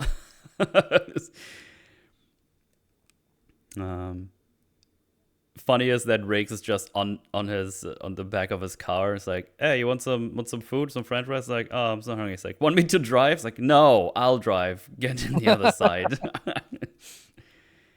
Yeah, because again, we go from the super intense scene back to them doing their dynamic. And like Riggs is like already over what just happened, pretty much. Is like, hey, what was that called? Did the stock market crash or something? It's like, don't worry about it. Just have a French fry. It's like, Jesus, you're kind of nuts. And Like, do you not remember what just happened? yeah, that Marta was like 50 years old. What a birthday, 50 years old. It's like, oh, I didn't know it's your birthday. So, well, it was yesterday, but still, it's like, well, happy birthday. Happy late birthday. It's like, no, sincerely, I mean it. Happy birthday. If I would have known, I would have given you a present. And you know what? Maybe if we survive through the day, I'll live long enough to get you a present. Yeah, and well, I think also doesn't he starts that by, doesn't he say I'm sorry? Like he says I'm sorry, and you almost think he's apologizing for like what just happened, but then he's like, no, like I'm sorry, I didn't know it was your birthday. And I think that maybe Riggs might have even felt a bit guilty of being like, oh, it's his birthday and I put him through this. Yeah, because he says sincerely, happy birthday. It's like, yeah, thanks. And but again, that's this little window to show that like Riggs actually does kind of care about people, and I think he can tell that Murtaugh is a good guy and that probably doesn't deserve to be going through what he's been put through already, even just because of who Riggs is. And I think it's. yeah. Oh, sorry. Sorry, go ahead. I was gonna say, I think it's also that like he just kind of has a sense of humor about the whole thing, right? Yeah. Because like he probably knows it's absurd, despite how he feels on the inside. It's just like, oh yeah, well, if I live long enough for you, I'll get you a birthday, which is extremely dark considering he is absolutely suicidal, but he's also like, yeah, we're all good here. But he also eggs on Morto a bit because he follows it up with, it's the least I can do after all the kindness you've shown me. And they just both have a bit of a giggle about it. And it's like, oh yeah, we've been through some, we've known each other for like 2 days or something, and we've just kind of been going kind of crazy at each other. But yeah, they do that, and it's like, hey, are you gonna tell me where we're going? It's like, we're together on this, right? But yeah, they got an address on Amanda Hunsaker's meal ticket, and he reminds him, like, he's not a suspect yet. We're just gonna do some talking. It's like, that's fine. I'll let you do all the talking. No, I'm not gonna kill anyone. And well, they get there. It seems to be like a gated community of some sorts, or gated room. They're gonna be in. Legends like, oh, we don't need to warrant if we're being. The property. Yeah, I think it's Yeah. the property. It's like the guy's got a security gate outside the house. Yeah. It's like, But there's like a porn girl that's just like kind of walking out and be like, hey, yeah, they're right in there. Like, right. And it's like, oh, don't need to warrant if we get invited in. That's handy. And they see, they go around, they look into a window, and they just see two ladies opening up a bag of cocaine. It's like, no, I guess we got probable cause as well. And they want to talk to the guy over there, but he greets them with a fucking shotgun blast. It's like, oh god, okay, action scene time. It's like, okay, I'll stay on the ground. And while it is funny, they have their grounds covered, because Mo's like, you go take care of the ladies. I'm going after him, because he shot him in the leg and he's just down right now. So yeah, it's just nice that they do this. Like, yeah, you go ahead. Well, yeah, because this is going to be important for their placement in this scene, and for what happens, which will sort of, I suppose you could say in this case, maybe delay the plot. But there's like, because the annoying thing typically when a plot gets delayed because of the choices that the characters make is that there was no reason for them to do it, or it's just like really stupidly unlucky or frustrating. Whereas here, it's like, yeah, no, we got enough pieces here to sort of justify why this is going to play out the way that it does. Yes. Because like, you don't want the girls running away, and you also have to take care of the guy. So, like, everything, like you said, it's like the reason why it's happening makes sense. Well, this is writing, right? This is like the annoying part of writing that like video essayists don't like to talk about, which is just solving practical problems with how to move your story along. Yeah. Just like the practical problems of, well, why would this character be in this position that I need them to make this happen? That kind of shit. Yeah, and if your answer is because I want them to be, you're wrong. Like, that's not enough. Well, it's just, because obviously, this film does have its problems in terms of its plot, for sure. Not huge ones, I would say, because this film is good, but it's got those problems. But like generally, when a writer is like making an effort to deal with those problems, anyway, it's just going to yield a stronger script. But then I guess Shane Black forgot about all of this when he made Iron Man 3 and The Predator. You can't give as long as he's writing his own shit, it's generally going to be good. Like, do not ever give him anybody else's toys. Never, ever, ever give him something that somebody else created. Yeah, I guess we didn't really touch on that. We didn't really touch on that at the beginning. It's like, man, yeah, this is Shane Black. Shane Black, Shane Black's like first script. Though it was Donna was obviously a significant creative influence on this film, naturally. It's as I understand it, the script changed a lot, like during it changed a lot essentially as it was being made. It was going to be darker initially. And also I saw that apparently he sort of conceived of it as being a modern Western, which I will say, like, I don't see that at all in this film. I would say, wait, if we're gonna appeal to some sort of genre for influence, I feel like noir is one that is a little bit more evident. Even then, I'd say it's kind of like not too significant. That's fine with me, obviously, because I like this film for what it is. But it's a film that definitely changed as they were working on it. Yeah. Well, or rather, like, as the script was being developed. Yeah, it's just touching more on the moving things around point we just talked about. It's not only we get people in the place where they are, we just do a lot with their characters and abilities. Like, Morto shoots the guy in the leg because he doesn't want to kill or doesn't agree with his with the gunslinging basically of Riggs. Then as he's down, Morto immediately says, go get the girls, secure them because they're witnesses. Obviously, you don't want them to just run around. So this just makes them look competent as well in the field they're operating in.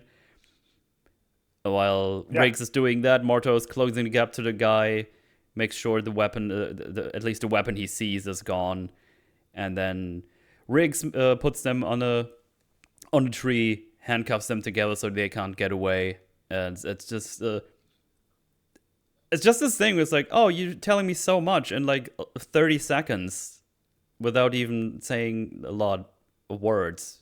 It's just I keep saying it, but it's this lost art of just making things happen on screen that are not relevant, you know? That don't seem like the whim of the writer and more seem like it's people who actually thought about stuff. Yeah, it's not like, this is action scene now, enjoy carnage. It's like, here is action scene, but also things that happen make sense with the characters and how they are presented. And I think that's just nice. When they both close the gap to the guy, Morto makes the point, it's like, see, he's not dead. Now we can question him because I didn't shoot him and didn't jump off a roof with a guy. It's just kind of funny. But they soon realize the guy was hiding a little pistol in his hand, and he gets up, is about to shoot one of them, but Riggs is here, so he shoots him into the pool. But unlucky, they try to save him, but unlucky for them, he's tangled into the I don't know, the cover for the pool, the pool cover, and plastic. Yeah, No plastic, good. And he's they can't really get him out in time, so he not only bleeds out but probably drowns before that. So they can't save him, but they do attempt to save him, which I think is an important detail, because in a lot of other movies, especially these days, they would have shot him into the water. It's like, oh man, that was crazy. That just happened. Moving on.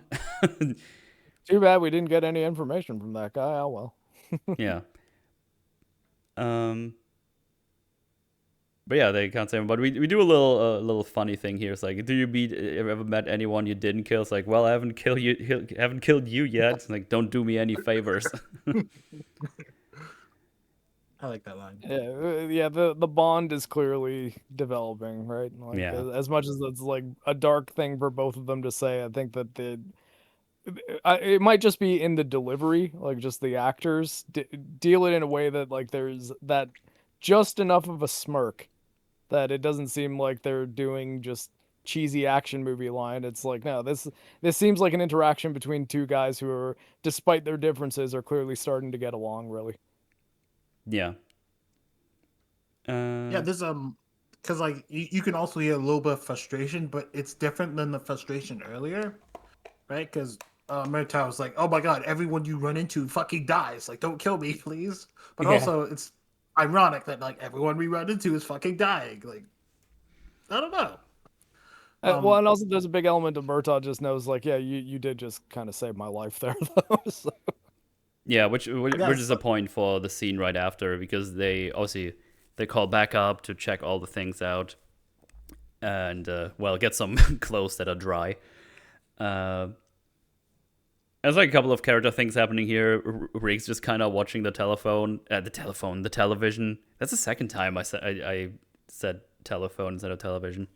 Same thing.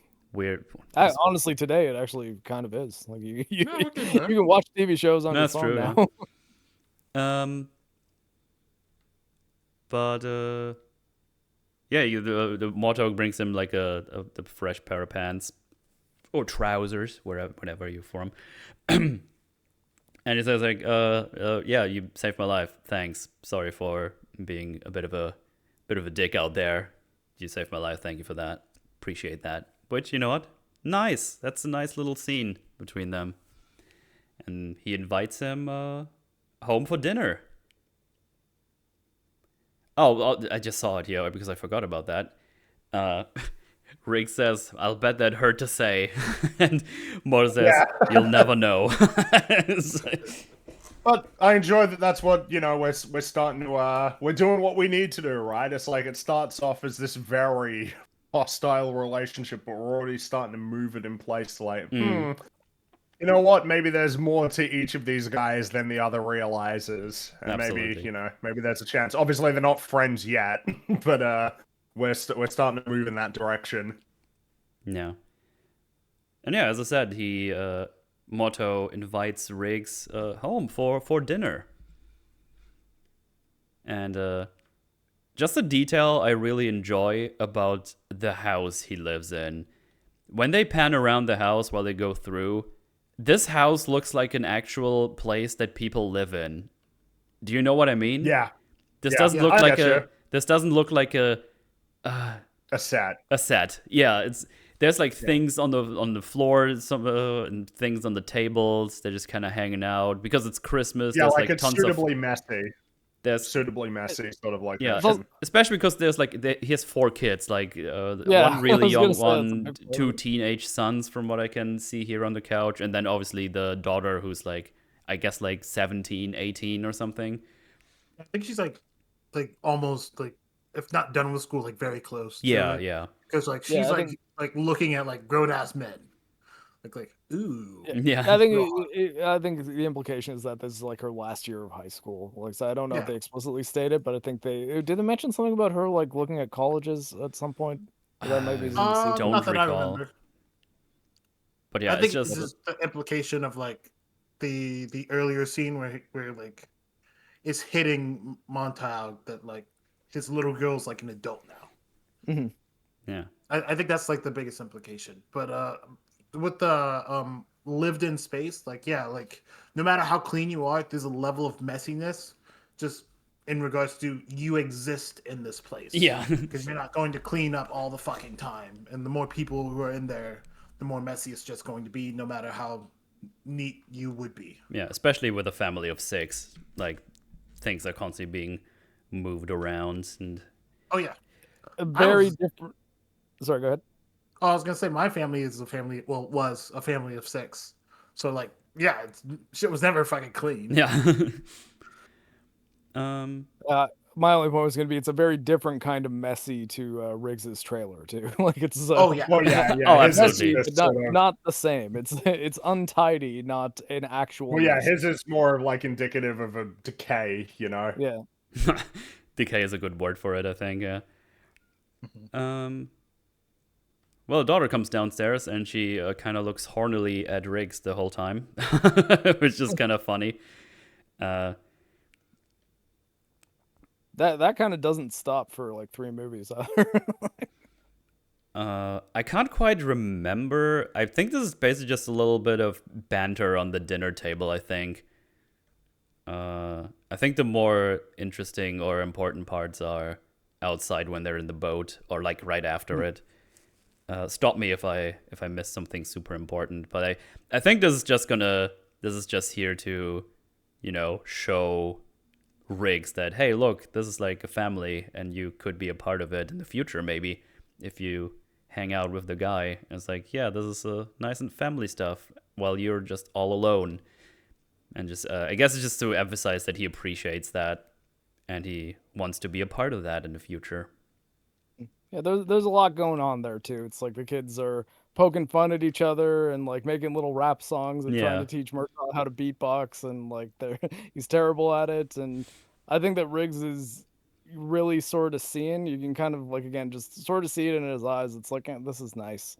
It's silly, but it's nice. Like there's that every time they show Mel Gibson's face, you can tell that he realizes that there's an element of his life that he's kind of given up on that maybe is something he still wants, right? Like that camaraderie and acceptance of being part of the family. Yeah. Also, there's a funny little thing. The wife brings out the trash and is like, "Hey, Sarge, thanks for bringing out the trash." It's like, I'm entertaining our guest. It's just kind of fun. And they talk about, oh, you know anything about boats? Like, oh, I know how much they cost. Like, oh, do you know how to sail this? Like, what's wrong with you? This is not a sailboat. It's like, so you know nothing about Yeah. boats. He's just like, there's no trick to it. There's water left, right. There's a front, back, and you just fucking move the thing. It's not a fucking. It's not so complicated. Why are you gonna make things so complicated? But he also has beers in here, which like, nice. Yeah, and it shows that, like, I mean, that's the real reason he got the boat, right? And why he said, like, yeah, let's go out and hang out on my boat that's Yeah. parked in my driveway. It's like he got this boat so that he could hang out on it and like drink some beers with his buddies on his off time. I will say I'm reminded of the Simpsons. I know it's not even the same, but just the Simpsons McBain, movie of just my wife and I just christened the boat. The boat's called Live Forever. Everything's just going. Yeah, Sean, just do one thing for me. Get Mendoza, and then McBain, Mendoza. I got another reference that I'm sitting on because that one's not really a reference, but South Park directly like parodies a particular scene from this movie. Oh shit! Which one? The electroshock. Do you remember what it was in South Park? Was it the Mel Gibson episode where they do that? No, it wasn't. It was no? It was when Santa goes to Iraq and then he gets shot down. The red, with the Black Hawk Down episode, where, because he gets shocked and then it's like, I'm gonna fucking kill you. We're in for a long night because I don't know shit. And then Jesus goes to save him. Yeah, he gets his head held back, and they pour oil into his mouth. It's like, drink the oil. This is all you Western capitalists want. Well, I think part of that's that's a parody of Three Kings also, and then I think it's even the guys like keeps on calling him my main man. Yeah, like, why you come here, my main man? Yeah, it's a mixture, but of course it's funny because it's Santa and he's getting shocked in the testicles. And then Jesus hands Santa the gun, and it looks like he maybe doesn't shoot him, and it's like, I just couldn't let him live. He shocked Santa's balls. Good stuff. Nice. Well, oh yeah, they it's like, oh, you've been thinking about the case, right? It's like, oh, who said that? It's like, oh, you didn't need to say it. I can read your mind. And it's essentially, Morto's like, well, we got a dead guy who shot a girl, and she probably saw something she wasn't supposed to, so they wanted her dead. So seems pretty cookie cutter to me. And Riggs points out, I was like, you know what, I don't know, that doesn't sit with me. That's like way too neat. It's like, oh, and then Mojo's like, I like neat. Neat is neat. And wait, is it here how he tells him about his theory, or is that when he wakes him up in the morning? I think it's in the morning. No, yeah, because he just points out that's too neat. And then he turns on the boat by accident or something. He's like, oh, what did you do? He's like, where's my manual? Because he was messing with it. Yeah. And like, I don't know if this was true back then, but like, I know some engines you do not want to turn them on without water. Because like water will like go through it for reasons.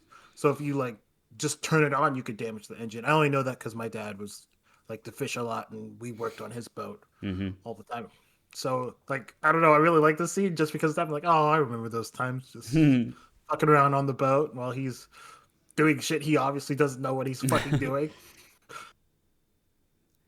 Nice. Well, the daughter comes out. It's like, I want to go on a date with Marc. It's like, the guy with the dimples? This is going to be important later. Yeah, I realize. Which again, this is because a lot of the time, a film can really telegraph what's going to be important, and it's generally preferable when it is like an innocuous line that there's just no reason to think that that's going to be super important information. Yeah, which it is. It is. I think he also Really? doesn't say I don't- dimples at first. He says this guy with the holes in his face or something like that. And then he's like, they're called dimples. Or pits in his Yeah, face. so if you can Yeah. disguise it as a joke, even better, right? Like, because I just appreciate efforts to essentially, because I have to assume that that was something that was planned out, and it's just like, yeah, let's conceal it a little bit, let's hide it in a joke, because when Yeah. it's a joke, you're certainly not going to think it's going to be that important. And that joke's also set up pretty well by the work they did showing that Murtaugh's feelings about his daughter becoming a woman are like a character. Yeah, it's character And driven, Mhm. character driven, even him though it's small, it's sassing, character yeah, driven.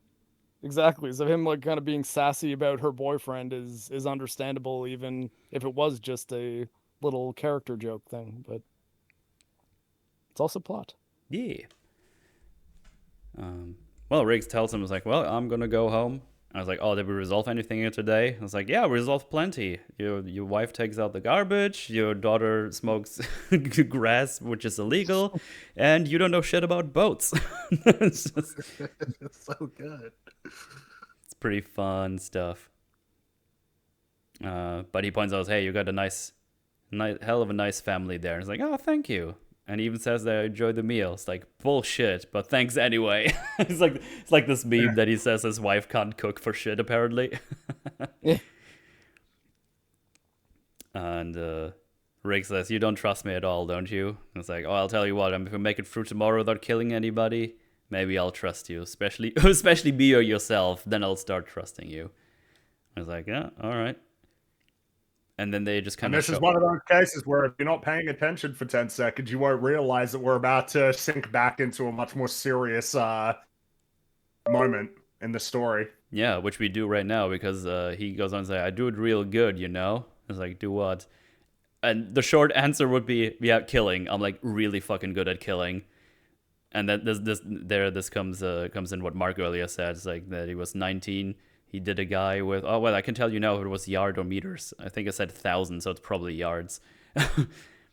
Yeah, I did a guy in Laos from 1,000 yards out, and with high wind and with a rifle.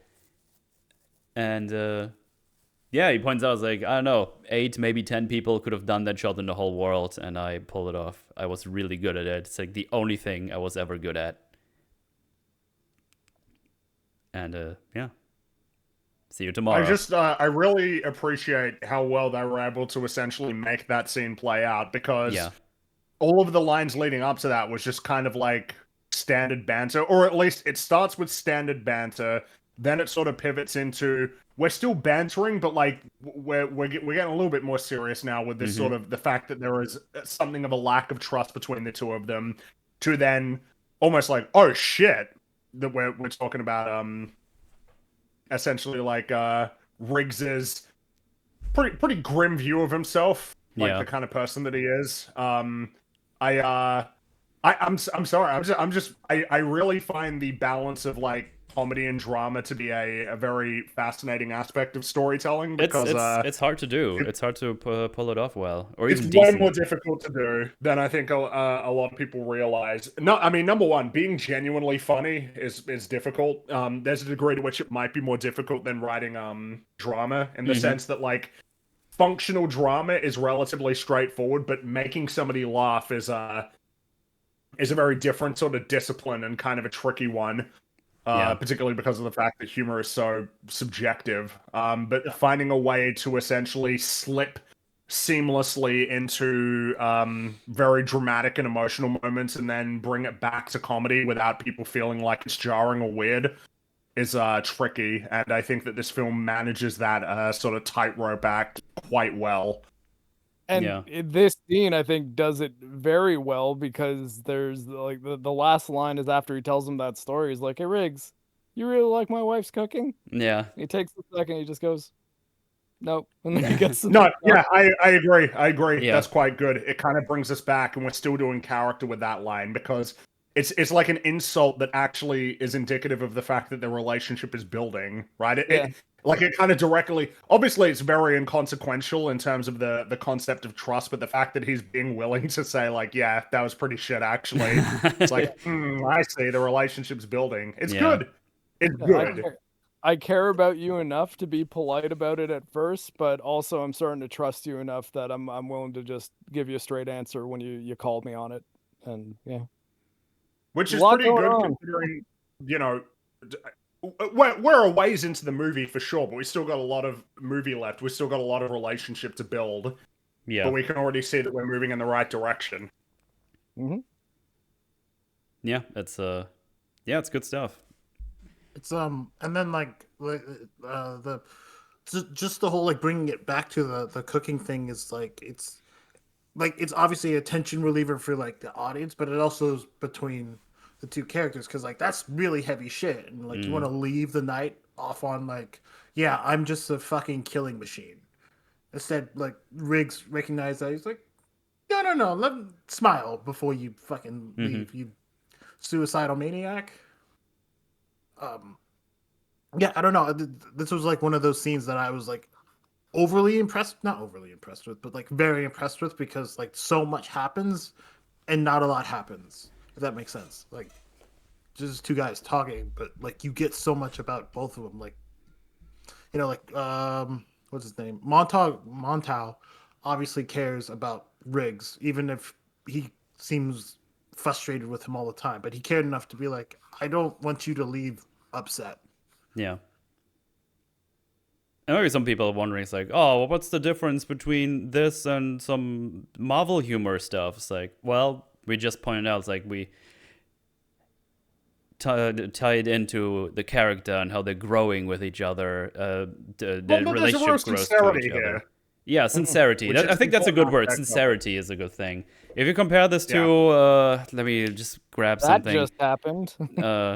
Yeah, I mean, yes. I'm thinking of like I'm trying to give like a specific example. Let's go to Quantum Mania, where the fucking guy can read minds, and then they try to have this conversation between the other retard. Yeah, I know this is a big sample size.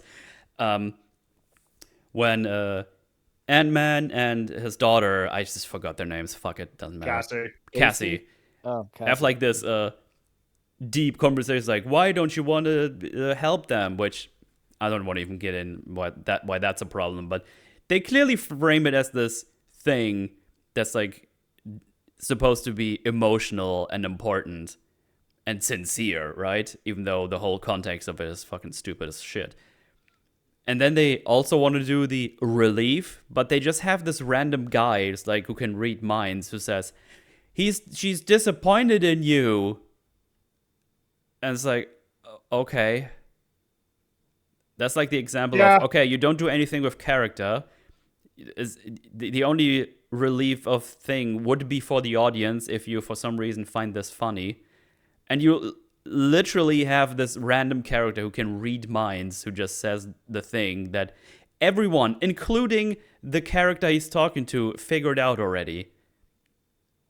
Like, it's worthless. It's a worthless addition to the scene. Yeah, and you know why it came from. It's like, oh shit, this feels like we're getting... That's too heavy. It's funny, the idea of Quantumania even getting heavy in any way, shape, or form, but like, even in their mind, oh, this is a little bit too heavy. Gotta save it with a joke. Ha ha! He's so silly! He's so silly and funny! Yeah, it's pretty much that. Yeah. Exactly that. Which you guys put in Mollah's video, by the way. I saw that just before we... started recording, which I was very happy that made it in there. Oh yeah, no, Mollah's fucking... Remember, that's like 99.99999 his video, right? There was a very, very, very small portion that I helped with. Yeah, it's good stuff. But yeah, just to maybe just make this clear if people who are wondering, because I do like to make the distinction between proper comedy that makes sense and doesn't hurt anything, between unfortunately dubbed Marvel humor, because remember, at some point Marvel was pretty good at that, but better times. In Muller's video too, they use a clip of a very kind of comical scene in a Buffy episode that honestly I hadn't seen in so long that I laughed at it as if it was brand new to me too.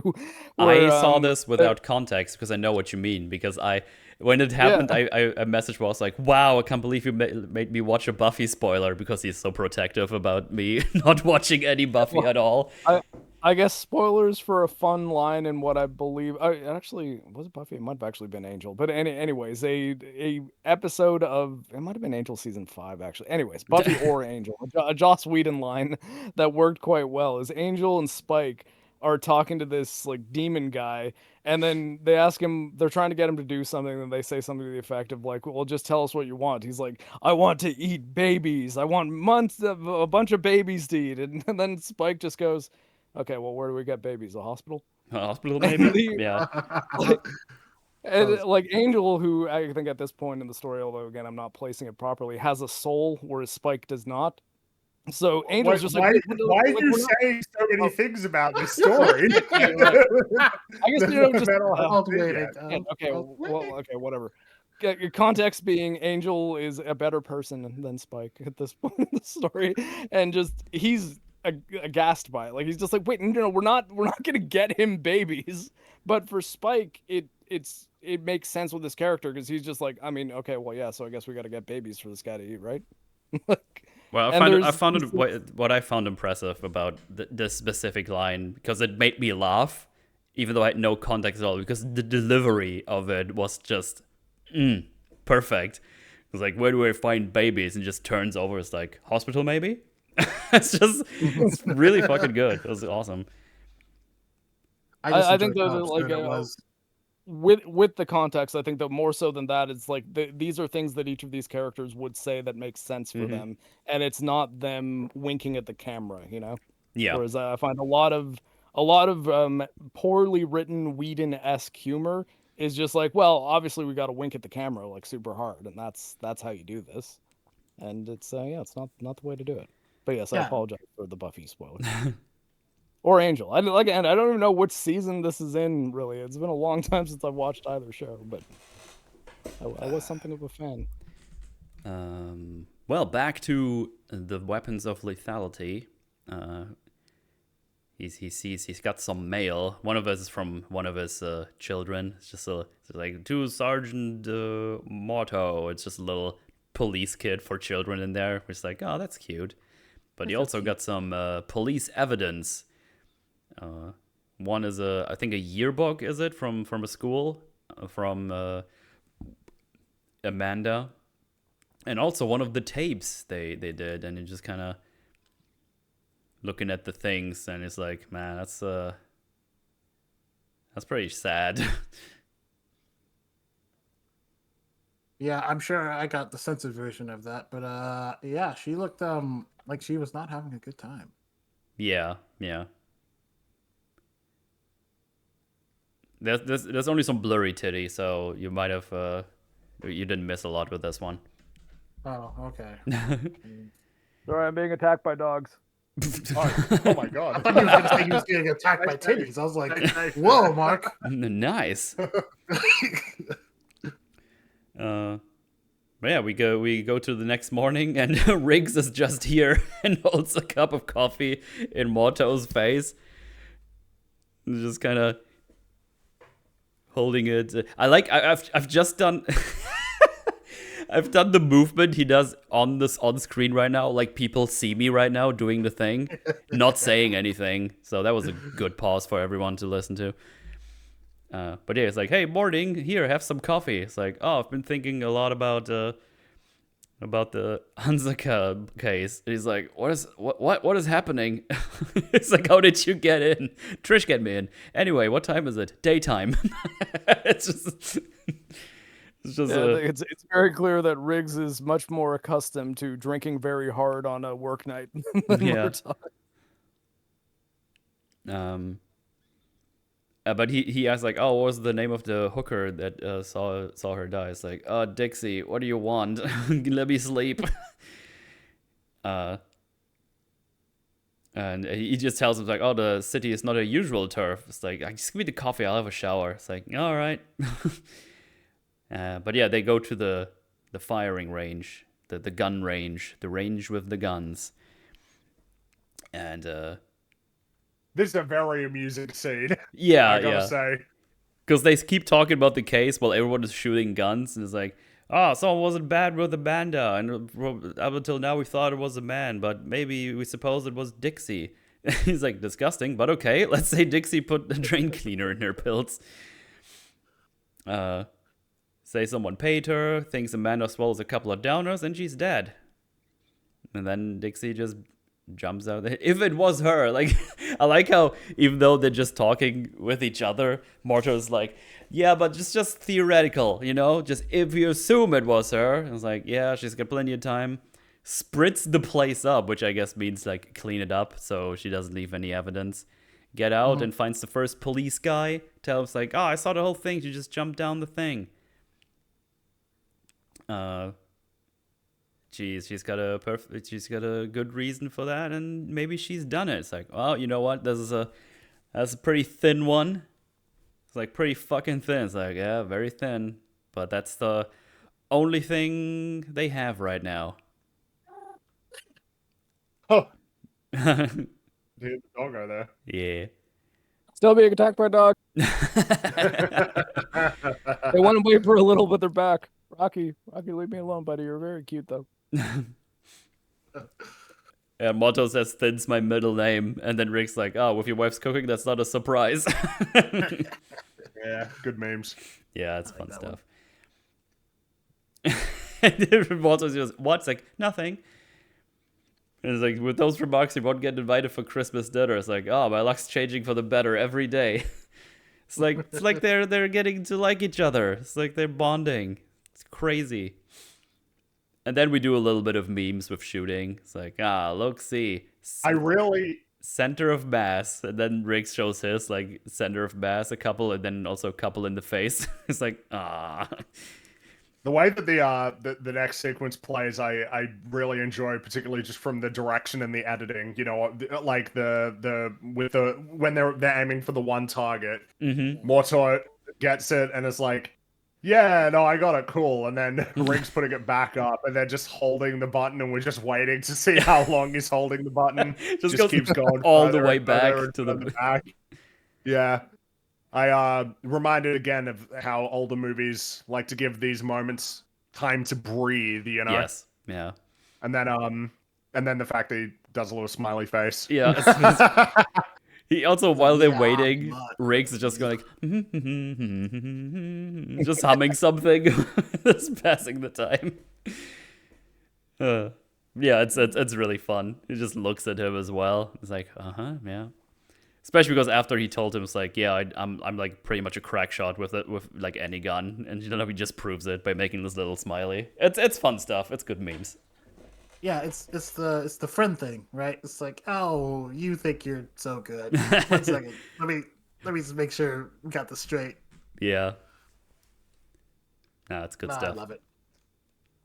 It's a cop movie trope too, of the partners in the indoor gun range, just kind of doing some practice shooting, and the more skilled one just being so much more skilled that it's actually kind of blowing people away. Like even RoboCop does this scene.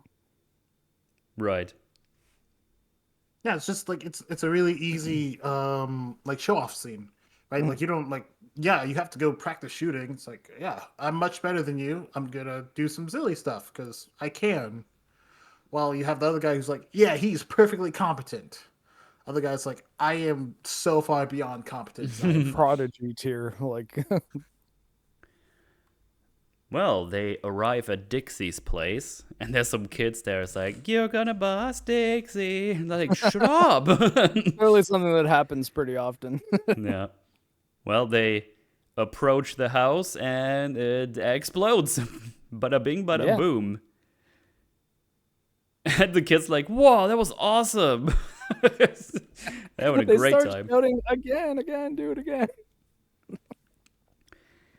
Also, they make Mel Gibson use a slur. They're dropping the F-bomb. What slur did he use? F slur. The F-A-G. Of the gay. the gay Okay, slur. well, again, I had the censored version, so Yeah, because Yeah, Rick's that code probably doesn't make it to AMC. Rick's code catches fire, and he's just on him trying to turn out. He's like, "Hey, what are you?" Oh, Yeah, it's because it's just Murtaugh trying to put him out too. He's like, Yeah. "Get off me! What are you?" good old 80s homophobia. Love it. And then they call it for backup fire and explosion, and the kids are like, "Do it again, do it again." It's like, give me a break. And then they find a part of the device, and it's like, man, this is a goddamn artwork. It's a real pro stuff. I haven't seen anything like this since the war. Where it's like, oh, interesting. And they talk to the kids, and they saw someone going in, pretending like he was part of the gas company and was checking the meters or something. And they already called the gas company, and this house shouldn't have been checked like up until like a month in the future or something. And he just kind of talks to the kids, and it's like just a small little amusing thing. It's like, don't talk to the cops. They're gonna put you in jail. It's like, don't tell him your name. Don't tell him Alfred. It's like, stupid little kid. The funny part is though, they also say like, yeah, all they want to do is put black people in jail, and then Murtaugh's just like, what? Fuck, how do I respond to that? I don't know how to approach this. Like that. Well, because Murtaugh's black, so he's just like, I mean, that's not what I'm doing here. Yeah, but he does realize that when they're in a group, they just rile each other up. So it's like, how about we do some ice cream? Yeah, ice cream. It's like, nope, not you. Nope. And it's kind of ask for a description. It's like, white, blonde, tall. And it's like, he had something like this. And he points at Rick's Special Forces tattoo. It's like, ooh. That's, It says painted. What did we... tattoos, and then they have to figure out, oh, he had a tattoo. It's like, yeah, exactly like that one. It's like, okay, a Special Forces tattoo. I guess that makes sense why the trigger on the explosive looked like it was made by someone who was in the CIA. Yeah. And they're like, was, oh man, what the hell have we gotten ourselves into here? I like how Riggs was like, do they have any openings in the fire department? Because like, whatever's happening, I don't want any of it. Yeah. Well, next they go to Huzackers? Huzackers. Yeah. Hunsaker. The I like how you change pronunciation every time you say it. because every time I forget which one it is. Because he disappears for long enough that I forget what I said last time, so I just try again. He's reading it every time is the problem. You got to just remember it. Yeah. But yeah, there's funeral of the daughter of Amanda's daughter, Amanda, the daughter of the guy. Commander. Mander. Mandar. And it's like, oh, I know why you called me. You're trying to blow the whistle of everything. It's, oh, blow the whistle on what? It's like, oh, they killed your daughter. Fucking tell me. Like, they paid off a hooker to poison your little girl. Like, you gotta fucking tell me. And he points out, I was like, well, I've got another daughter. It's like, she will be protected. Oh, you can't protect me from them. It's like, well, acquaint me with them then. And he tells him that it goes all the way back to the war. That they now have some people who call themselves Air America, CIA front, apparently. And they secretly ran an operation out of Laos, special unit called Shadow Company. And when Charlie, which is the Vietnam people, they call them Charlies. Does anyone know why they call them Charlies? Pretty sure because VC, right? Wasn't it? I think it's an adaptation of a slur. Oh, okay. That would make sense. CH in it. Because I just realized I know see. what Charlie is, but I never actually questioned that. For some reason, I just knew it. But yeah, okay, interesting. But yeah, they got heroin from them, and they burned the whole thing down and took the operation for themselves after they killed everybody in that. Classic CIA. Mm-hmm. But yeah, this Shadow Company got back together again, and they started dealing heroin here. and they get 2 major shipments a year. I think Air America was a real thing though. Like, isn't Tom Cruise in a movie about that? Like dealing with CIA being involved with like drug running in South America. Let's see. Yeah. And then Motto points out, it's like, oh, if they got cold feet, why they kill Amanda and not you? It's like, oh, it's because they need me in my bank because it's a good front to get the money into circulation because I can just fix it on the tax reports. Or it looks great on the tax reports even. Yeah. Also, yeah, you're right, Mark. It was an airline that was a CIA front for drugs. No, well, there you go. I remember reading a book called Confessions of an Economic Hitman when I was in university that goes into that stuff quite a bit. Interesting. Mm. I remember it being quite good, but that was like 15 years ago, so I don't know. Maybe it was terrible. Yeah, I watched an interview about like some chick who was in the CIA, and she I remember she said like, yeah, we would hire we'd find black ops guy, not like special forces guys who are really fucking good at their job, and hire them and be like, yeah, you're gonna make people disappear when we want them to, which is like kind of funny because Riggs would be in that category of like, yeah, you're a ghost basically. Yeah. At least the guy in the book that I'm referring to, the guy who wrote it, who like allegedly was one of these CIA agents, it was mostly doing diplomatic stuff, trying to fund insurgencies in South American provinces that would then fight against the communists, or communist insurgencies that they would then pay to fight against other people so that they can kind of keep them in flux. And yeah, I don't remember all the details of it, but I do remember that Air America, I believe, had something to do with it. Interesting. Motto asked him to tell him all about the next couple of shipments. He's like, I can't tell you. I got another daughter. You can never protect me from them. But before he can even say more... Turns out he was totally right. They couldn't protect him. Yeah. Because the helicopter arrives with Joshua on board, and he shoots good old Mike in the back. And they even have a little... For the eggnog as well, right? Yeah, the party nog.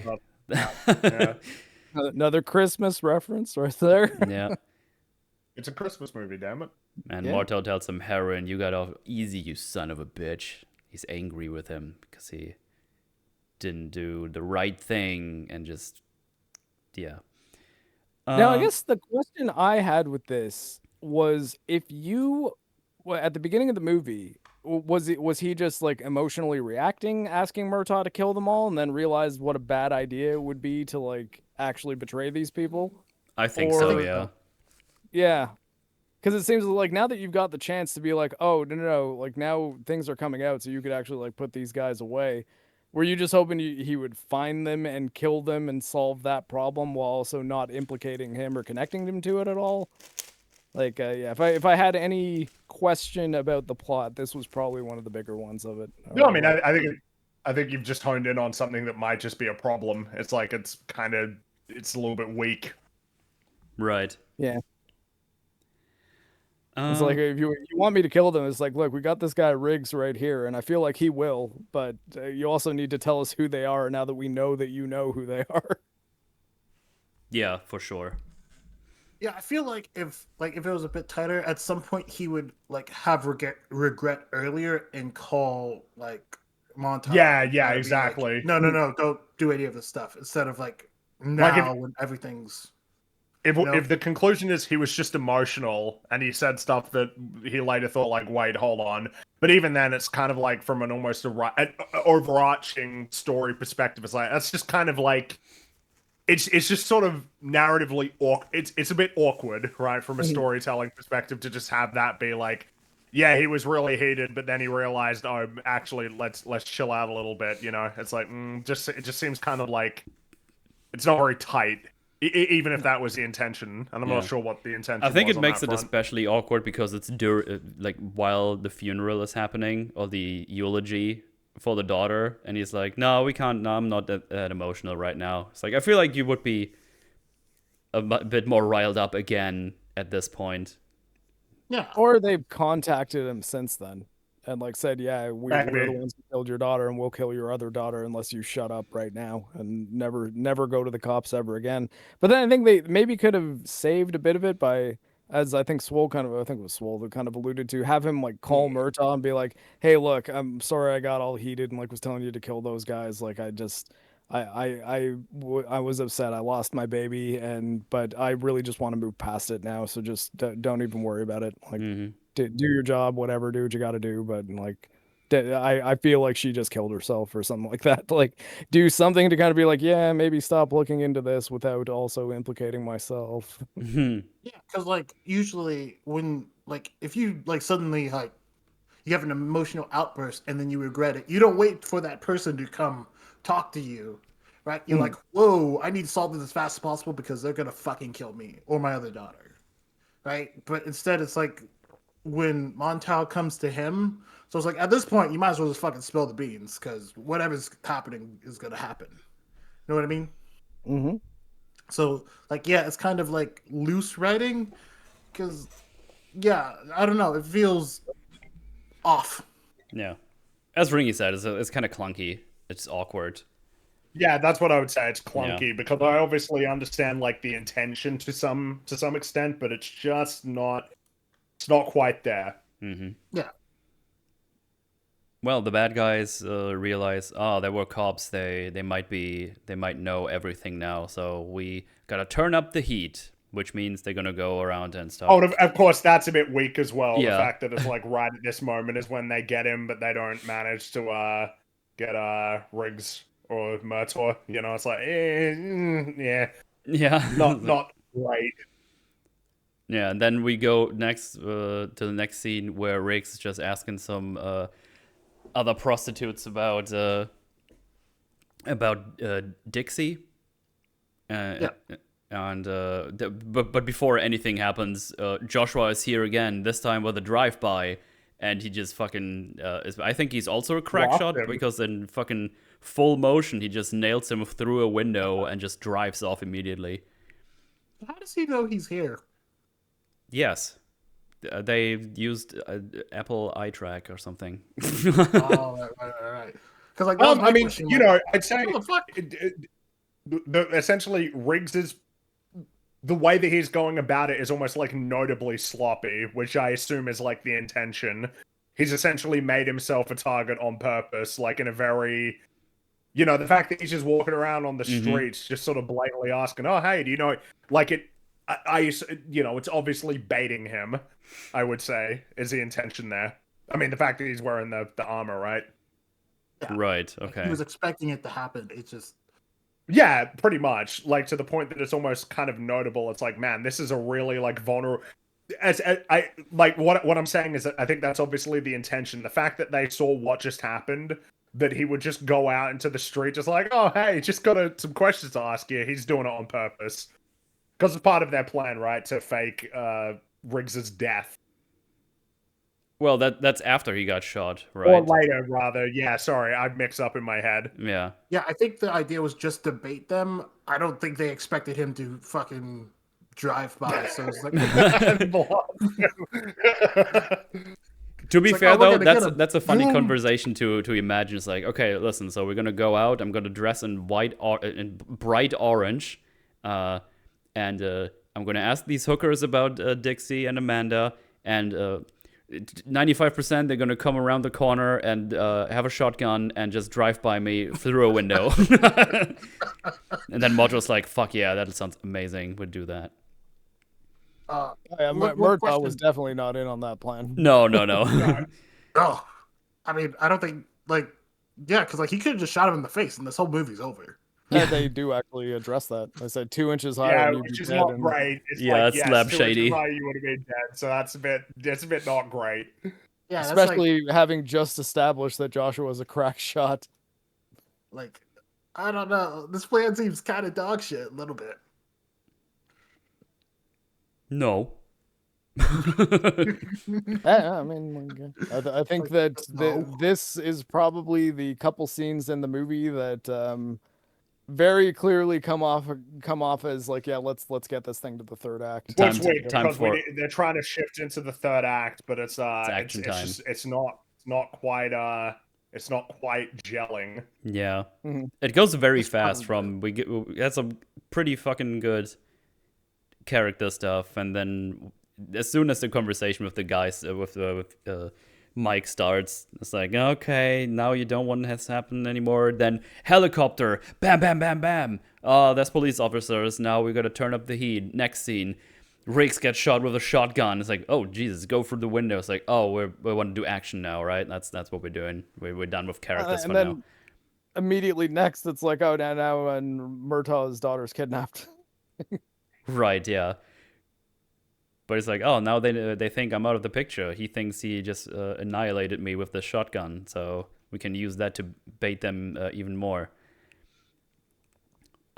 Anyway, remember the dimples? Real quick before you do that, I really appreciate because like so many movies forget this that like Rick's in a lot of fucking pain. Oh, yeah. Because body armor saves your life. It does not save you from getting hurt, from getting shot. No, So I just the force still hits you, and if so many shotgun pellets hit you, you're gonna be fucking. Well, particularly if it sends you flying through a window, right? Yeah. Yeah. Bit over the top. That would hurt like hell. If only he would have had the John Wick suit, that would have happened. oh true. I guess on that note, he does react to it and comment on how much it hurts, whereas with John Wick is just Oh, like, yeah. no, I mean, that's what Iron Man. Swoll means. He just goes like, Yeah. oh god, this sucks. Yeah, he's in a lot of pain. If it was like, look, okay, that suit. Even if you say, "Oh, it's bulletproof," it's like, yeah, but like, if I get shot with that, the movie's over. I'm not doing anything else. Oh yeah, My ribs are fucking shattered. Yeah. he gets shot so many times, and it just becomes a meme at some point when they start in the third or fourth one, when they just hold up their suit and start shooting at each other at Yeah. the suit, and it's like, just fuck off, man. The I wouldn't do coattails were like the line for me where I'm just like, okay, fuck off. Yeah. Like I'm almost willing to accept, okay, you've got magic bulletproof suits because action scene. No, I I can won't still hang accept with that. this, Not but- after the fucking look, first movie it's not- exists. It's not good. I'm not defending it. I'm saying that didn't like, it didn't make me entirely check out. I was just like, okay, it's stupid, but I'm willing to roll with it for the most part. But man, John Wick 4, like the coattails, I'm just like, fuck off. Fuck those movies after the You first can't one. just hold a piece of cloth in front of your face and have it stop bullets. I'm sorry. God, it's so stupid. Like the cloth is gonna move, guys. No, it's vibranium Italian suits. It's I just guess. magic shit bullshit. It's so annoying. Just takes away so much from John Wick. It's just he uses a fucking normal Kevlar vest in the first one. It just does. You know what? It's fine. I'm not gonna start talking about John Wick right now because I want to sleep at some point today. So one day I'll return to that John Wick 2 script, which I've abandoned for a long time. But every time I talk about John Wick, I just get mad. So I feel like at some point I just have to go back to it. Oh, Jesus. Oh, action movies are dead. Anyway, yeah, they get a call. It's like, there's a call about 2 blocks from you. There's a call. Captain says you should definitely go there. Then we got a body for you. It's like, oh yeah, what? Some guy with dimples on it? Hey, how did you know that, Sarge? It's like, oh fuck. So essentially, what happens is they took the daughter, and I think they killed the guy or something, because they say they got a body for you. That probably means he's dead, right? It's implied that that Marc dies. Yeah, Rest in peace, Marc. Great name. great, good name, yeah. It's a Mark with a K though, so he's not that great. Oh yeah, it's an It okay might be name. though. subpar. it's an be okay better. Mark, I guess. He's a lesser Mark. Yeah, they drive quickly back home to realize they have a note in there. It's like, you got a nice looking daughter, don't do anything funny. And then the family comes there. It's like, oh, what's going on? Nothing. But the wife immediately realizes what's up. Then the phone rings. And it's like, yeah, we got your daughter. You have a beautiful daughter. Stick by the phone to find out where to meet us. And then they hang up. So, yeah. They got the daughter. So, time to fuck shit up. So I just have like, I don't. This question's gonna come up like later. Mm-hmm. It was like, how did the bad guys know all of this stuff? Because like I get like, oh yeah, we saw rigs and things, but they're like, oh, we also know where you live. Like, how? I think they just want you to think, yeah, they're this big crime organization means right they have now. to figure it out. They just have the figured it means out. to do so.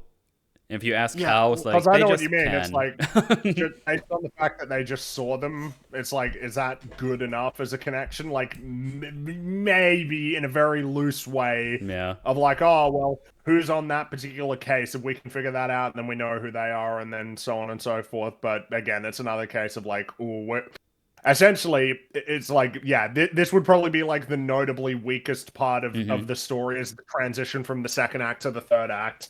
It is a thin and sort of tenuous transition into that portion of the story. Yeah, there's also, we haven't really done a lot with the villains anyway. No, they're just introduced and then they're not in the story for a while until exactly, they show up there to shoot what's his face, and then from that point they're more present. But it definitely is a case of like, we probably could have stood to have a couple more scenes with them, particularly if there was a way that they could essentially explain what they're doing, and really that could like alleviate a lot of the problems, right? Pretty much, yeah. So it's kind of a notable, again, compared to Die Hard, where there's constantly scenes with Hans, like constantly showing what's happening with him and his guys. Yeah, absolutely. It's like you said, it's like a scene or two. Because like they could just be like, yeah, someone's dirty in the fucking department. It's like, oh. Just realized both movies have a white-haired muscle villain too. Yeah, I suppose so. Yeah. Look at that. Can't trust the white hair. Talking about that guy, big old Joshua. He calls the homicide line or something, and it's like, oh, we heard a officer was shot tonight. Is there any information? Oh yeah, Riggs. He got shot and killed. Who is this? It's like, oh, we'll send somebody right over. And that's basically for them to think that he's dead. Yeah, think he's dead. So that means that they can hatch their plan, which, yeah, it's something that has to be happening after the fact, for sure. And this, as much as I understand its purpose in the story, it's another thing that's like, how many people did you tell about this? And like, are you keeping this secret? Because like, if a police officer is killed in the line of duty, there's a lot of people who are starting paperwork, and it's like, well, yes, again, it'll sort of come up later in the film, in the climax, essentially, in the final battle, as it were. Then the procedural aspect is kind of a bit shit, like in terms of being in any way accurate. We're definitely stretching things and being loose with the rules to make the story more interesting.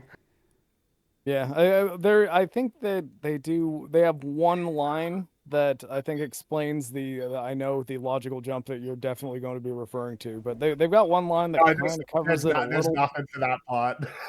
if we're talking about the ending, essentially, there's kind of nothing for that. That one is just. I'll save my point for that one. I still think it's too thin, but yeah, we'll get to that. Let's not jump the gun. We've still got the other big action scene first. Yeah. Yeah. Well, essentially, Riggs tells Mortos, like, yeah, we gonna have to go bloody on this one. If you want her back, we just have to shoot our way through this. Have to do this my way. And, yeah, he pretty much just agrees.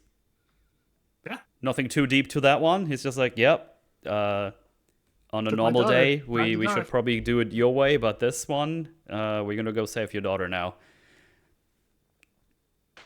They say this all while enveloped in red. That's red. Oh my god, that's red. Oh, that's red.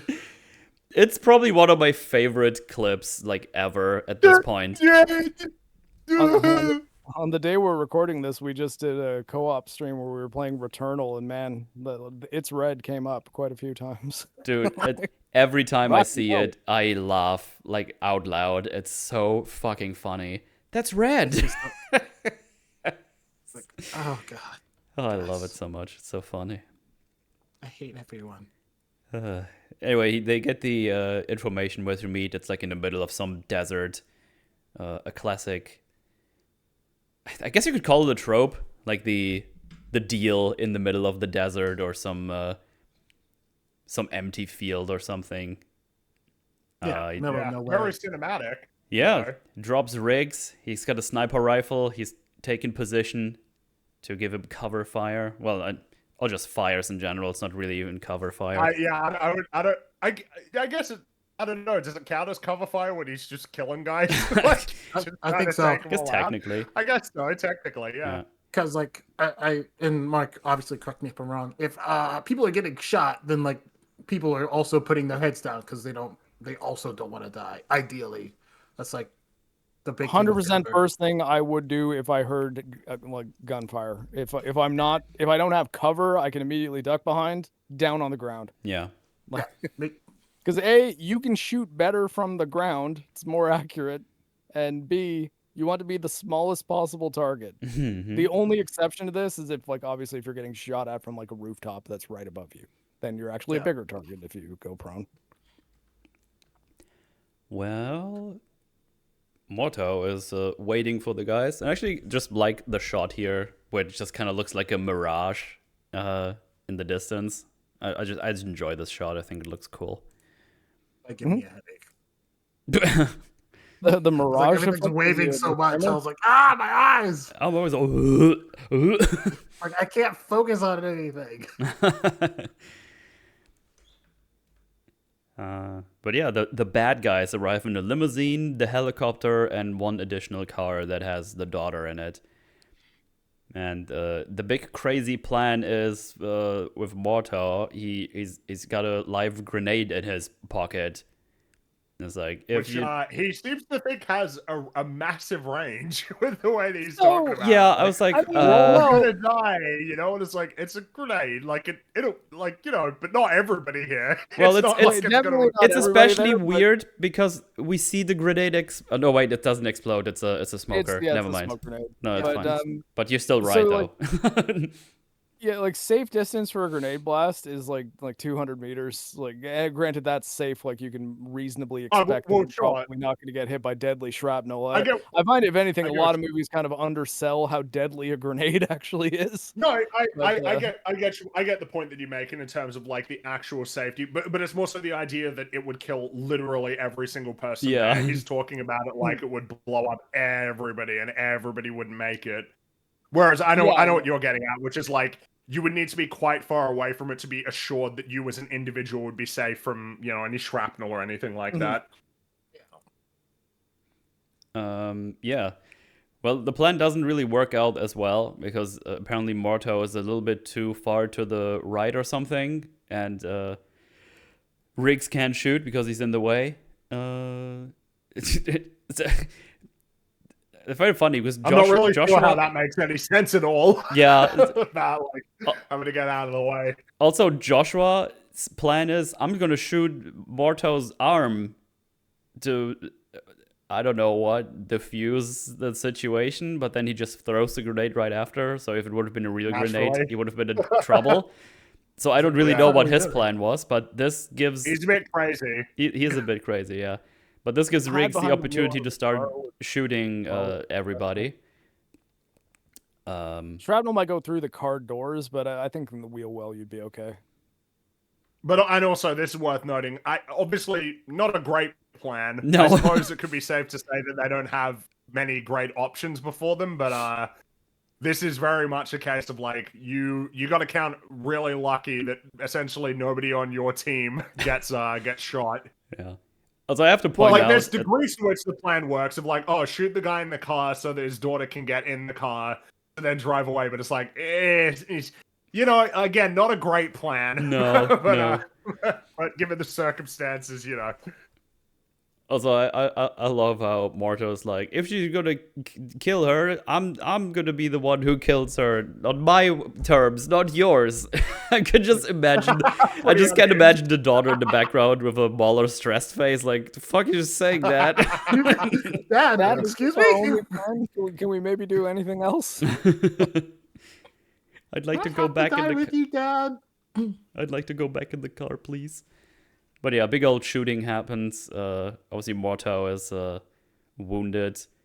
Riggs is shooting all kinds of people. But before he can shoot Joshua, the general appears behind him somehow.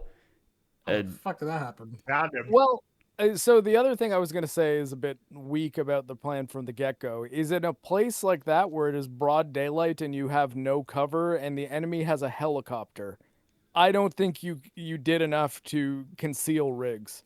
That, Like- and also I don't know where the general comes from. The weird part is he has a headset on, like he was on the helicopter just earlier. But where did he get dropped off? Well, yeah, and given how far away he is, if he was there with the group during the meeting, how far would he have had to run Yeah. with Rick not seeing him to get up to him in, what, 2 minutes, maybe? Like, when he's pretty far away? I think it's just a case of... It's just like, well, he found him. It's like, Yeah. yeah, he sure did, I guess. I think Was he logistically there it's a bit it's very odd. What I'm saying is, if he was there with the crew, he would have had to run up to him and then catch Yeah. him, which is impossible. And if it's the alternative, then I guess you just kind of have to count on them basically concluding, oh, Riggs wasn't dead, and I guess he's going to be set up with a sniper somewhere in this general area. So McAllister, go and find him. It's like, well, I don't know about that either, right? It's like, Yeah. there's no great explanation, no matter what, for why he would have been able to catch him. Yeah, exactly. Yeah, McAllister getting there, I've got nothing on. Them knowing that Riggs is there, I was like, I feel like Well, it's... I feel like they could have done a I- bit more to try to conceal Riggs, like get him not even a ghillie suit, get him a burlap blanket, on top of, Yeah. make him look a little bit more like the sand. Well, at least like have a gray hoodie, like a tan hoodie, and put the hood over it. It's because like this hair kind of sticks out a little bit because he's wearing the correct color, but that's all they do. Got quite Yeah, the mullet. it's a bit weird. We just wanted the big reveal. It's like, oh, they got him. This is not the finale, actually. Because like it would almost be a better situation if like someone shot from the helicopter and he was like, "Shit, I don't have a beat on them. Like you got me," and then they did the whole shebang, but had to do something else with it, which was a weird chase. Yeah. We get the one of the ADR lines that seem kind of pointless, where they walk back to the group. The general has him at gunpoint. It's like, and Riggs goes like, "Oh, you're General Peter McAllister, commander of Shadow Company. I met you guys in Saigon." It's like, it doesn't matter. it's fine. He insults them though, like he says something like, "Yeah, so I did some things with some of you pansies or something or pussies in Saigon." Yeah. He's like actually kind of like shit talking the other special forces unit. It's like ours was better. Yeah. But in overall, it doesn't really matter, like, as the information, which is kind of funny because on IMDb, he's also just listed as the general. So, yeah, I don't That's know. weird, because he has a name. Yeah. It's the name that's said in the movie. They decided to give him a name after the script was written. Yeah. But as you might remember, the daughter is still on the loose with the limousine. And the helicopter's ramming. The helicopter limo, starts which seems a ramming bit it. Crazy. Yeah, and then just gets into like some little hole, no, I think he shoots one of the tires or something, and that makes the limousine stop, and they all I'm not get sure if he caught actually again. shoots it. It's almost like he pushes it over like something that punctures it, and then Something like crashes that, in the, yeah. Yeah, It's a bit of a weird scene. I don't know. Like the helicopter's just bouncing on it. It's like, this seems like super dangerous and like a bad idea. dangerous helicopter, yeah. Honestly, dangerous for the helicopter and Yeah, that's what I everyone on mean. board. yeah, because I read like a thing. It's like, yeah, helicopters. Every helicopter chase, yeah, that's bullshit. You don't chase anyone in a helicopter. Or You're if chilling. you do, you can track them, I guess, and like chase them and then drop people off. But you're not ramming things with the helicopter ever. Oh yeah, like ideally you just fly really high. It's like, okay, I see her. We're just gonna, yeah, over there. It did seem like they had a good helicopter guy though, because they do some pretty like low flying, like crazy moves. I feel like they got like a stunt helicopter pilot to be like, the one flying that in the movie. Yeah, I think yeah. Clearly, those stunts are crazy. Yeah. Like the funeral one is like, oh my god, you guys are really close to the ground. They are, yeah.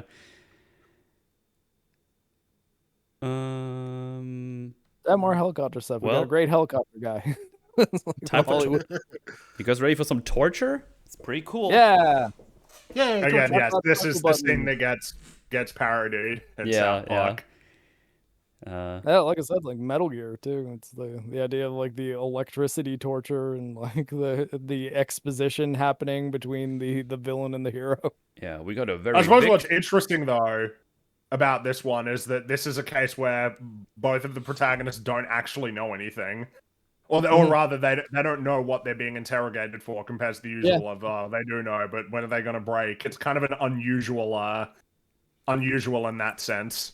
Yeah, because all They are all actually telling the truth. yeah, all Morto heard is like, yeah, I'm doing this thing, and before he could even ask for more information, what's coming up, like he gets shot. So they actually don't have. Well, yeah, any more because basically they information at want to all. know like what do you know, because what you know the cops know, and that could like get them screwed over if they get ambushed, but they don't know enough. Yeah, All they know about is that there is a shipment. They don't know like anything else. So that's what I mean when I say it's unconventional, because it's like, yeah, when they say, we're in for a long night because I don't know shit, it's like, yeah, it's actually true. They don't.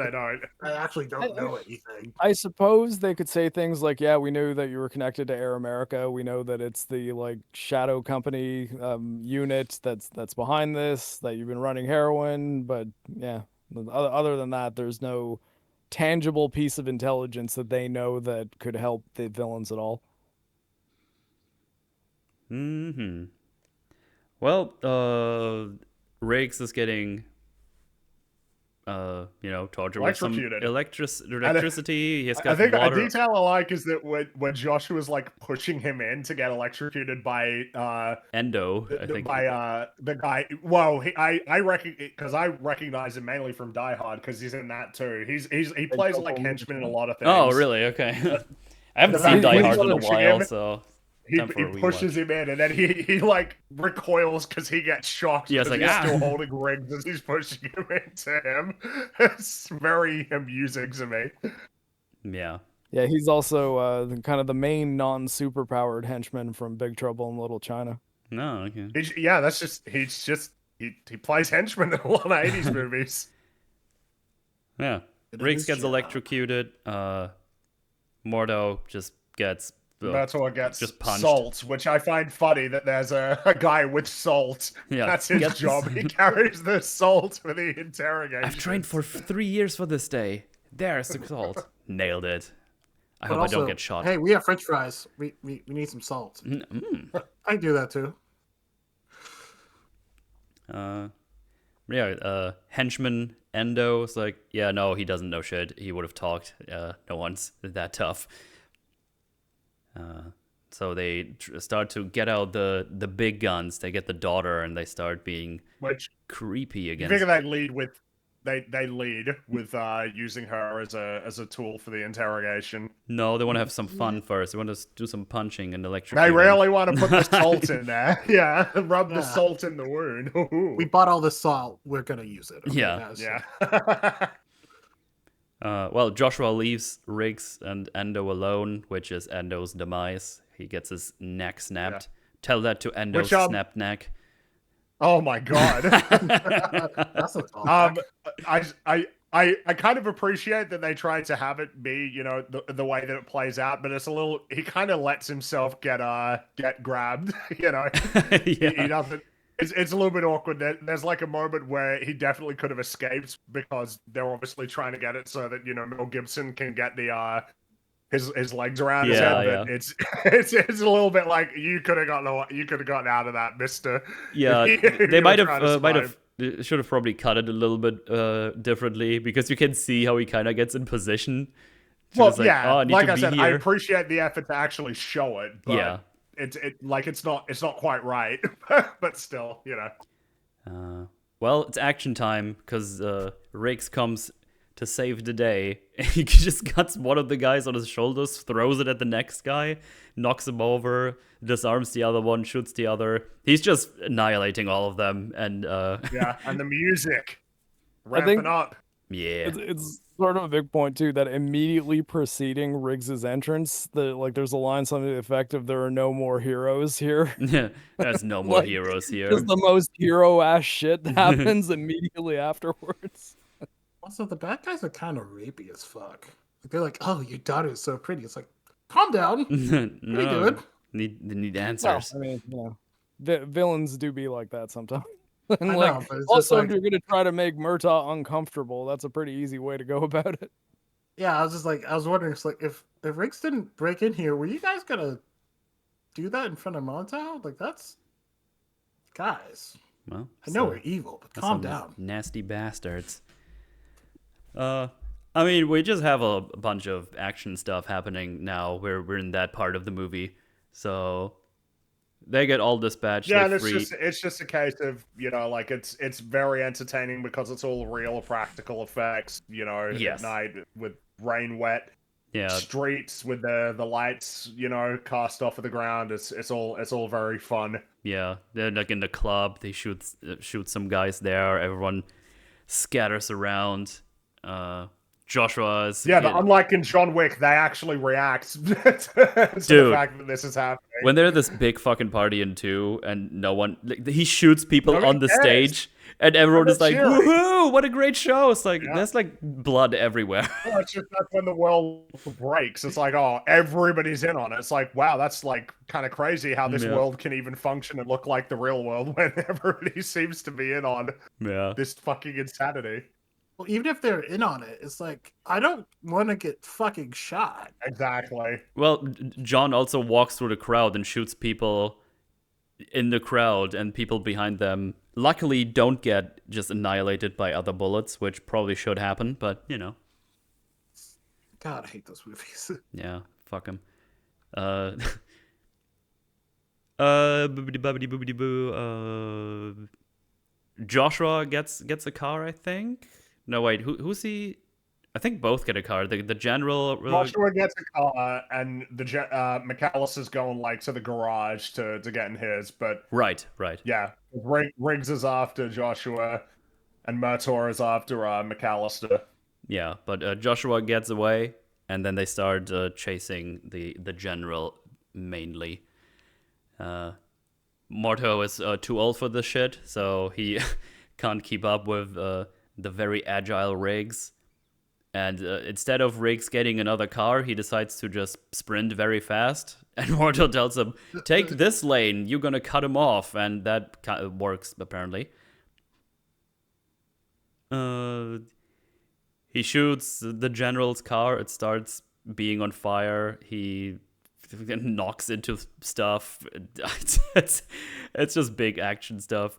He Yeah. Would a car get on fire from shooting it like that? Okay. if you get according shot, to the rules of Grand Theft Auto, yes. And if it tips Exactly. upside down, it eventually catches fire as well. yeah. But I think Joshua just gets a new car at some point and just drives off. Yeah, he gets an Audi. Yeah. It's like, hey, my Audi! Little product placement, maybe. I wonder if that was product placement, the fact that it was an Audi specifically. How to Yeah. use the car that can help you escape the police if you ever need to. Don't worry about it. Yeah. Look how cool this car is, guys. But yeah, as you guys said, the general gets out through the garage, like, "Oh, kill that cop, son of a bitch!" But then he does the quick shooting, like he did in the firing range. He shoots the driver in the head, and they crash. There's a bus that crashes into the other car that he's in, and then he topples over. And of course, there's more fire. But damn it, And there's grenades in my car because I'm a general. And Well, he does. He packs a bag with like a whole bunch of grenades and ammo and stuff. yeah, what a What I fool. find funnier is just I assume that grenades don't just explode because they're on fire, but Yeah, I, that I assume that's not how they work. I shouldn't be, but at the same time, I don't think we've ever done any explicit training with, hey, if you're ever on fire, watch your grenades. No, I mean, like I said, I got no idea. Hey, it makes for a dramatic, story beat. Yeah. But yeah, the general is in there, the fire is here, and it explodes. And Morto is delighted by that happening. He visibly laughs at it. It's like, yeah, fuck you. Riggs comes back, gets slightly stopped by a police officer. It's like, that's fine, I'm a policeman. It's like, okay, go through. Shows him the badge. Which is just a funny scene. He's got a shirt on that's open. He's got a fucking MP5 in his hand. It's like, oh yeah, go right through. It's just funny. I'm glad he remembered his badge. That would have been really bad. I'm I'm gonna a kill cop, people. I trust need me, this. bro. Well, Riggs tells Morto he got away. What do you mean he got away? It's like, oh yeah, but he got away. It's like, oh well, he knows where I live, so we better fucking drive home. It's like, Sarge, I'm commandeering your car. So they get a car and they just drive off to Morto's home. And they were right. Joshua is here. There's one police car here who's like doing security or something. It's like, excuse me, sir, may we help you? No, and just shoots them both. It's just So evil. It's so evil, but it's also kind of funny because it's so I don't know. It's just it's so careless too. I don't know. It's just made me giggle. I like how those cops were like, "Hey, go protect Finn." It's like, got it. It's like, hey, that's a weird car. Oh, we're done. Damn it. No description, too. It's like, wait, why would they not specifically be waiting for Joshua? Yeah. Well, Joshua shoots his way into the house. He's unhinged. He's completely unhinged. He's off the rails. He even shoots the television that has like a Christmas movie running. It's like, tell me, what day is it? Or it's Christmas. It's like, oh, damn Christmas. After he shoots he shoots the cinema. Yeah, sure, he shoots the cinema. Yeah. Sure, let's go with that. He gets to the living room, and on the tree, it's like, dear bad guys, no one here but us cops. Sorry, the good guys, like, oh, cheeky bastards. And then they make one police car just drive through Morto's wall into the house. Yeah. It's just, what? That's a plan, I guess. Someone's got to pay for that. We could have. It's kind of funny. It's kind of funny as well because it's not mentioned that that they agreed to this. And also earlier, you see when he's first in the house, apparently they're doing some renovations at the house right now. There's like some walls that are clearly busted open with like drywall on it and stuff. So I'm actually kind of confused that they don't mention like a meme's like, oh, we're renovating anyway, just drive it through the house or something. But yeah, they got pretty messed up for a few movies. There's a lot of construction that happens there. Yeah, but hey, they got Joshua now. They tap him up, see if he's got any guns. It's like, oh, you want to talk to your general? He's barbecuing his nuts right now on Hollywood Square or whatever. And you think like, oh well, we did it. Good stuff. We did it. And then Rick's like, oh, you want to take a shot at the title? Don't mind if I do. And then they start beating the absolute shit out of each other, and it starts to rain. Now, and I was like, what is happening right now? I'm confused. The water is from the fire hydrant, but still, it's very. This is the thing. Very cinematic, very entertaining, pretty stupid. It's like, there are all these cops there, and it's just no, let him fight. It's my responsibility. My responsibility. I'll clarify. That's not the thing I said works about it. The only attempt they make to make that make any sense at all is saying this guy just killed two of our boys. Yeah. So like to make the emotional appeal to the police to be like, look, let Riggs fuck this guy up. Like, he just killed two of our guys, okay? I'll take responsibility. Just don't intervene.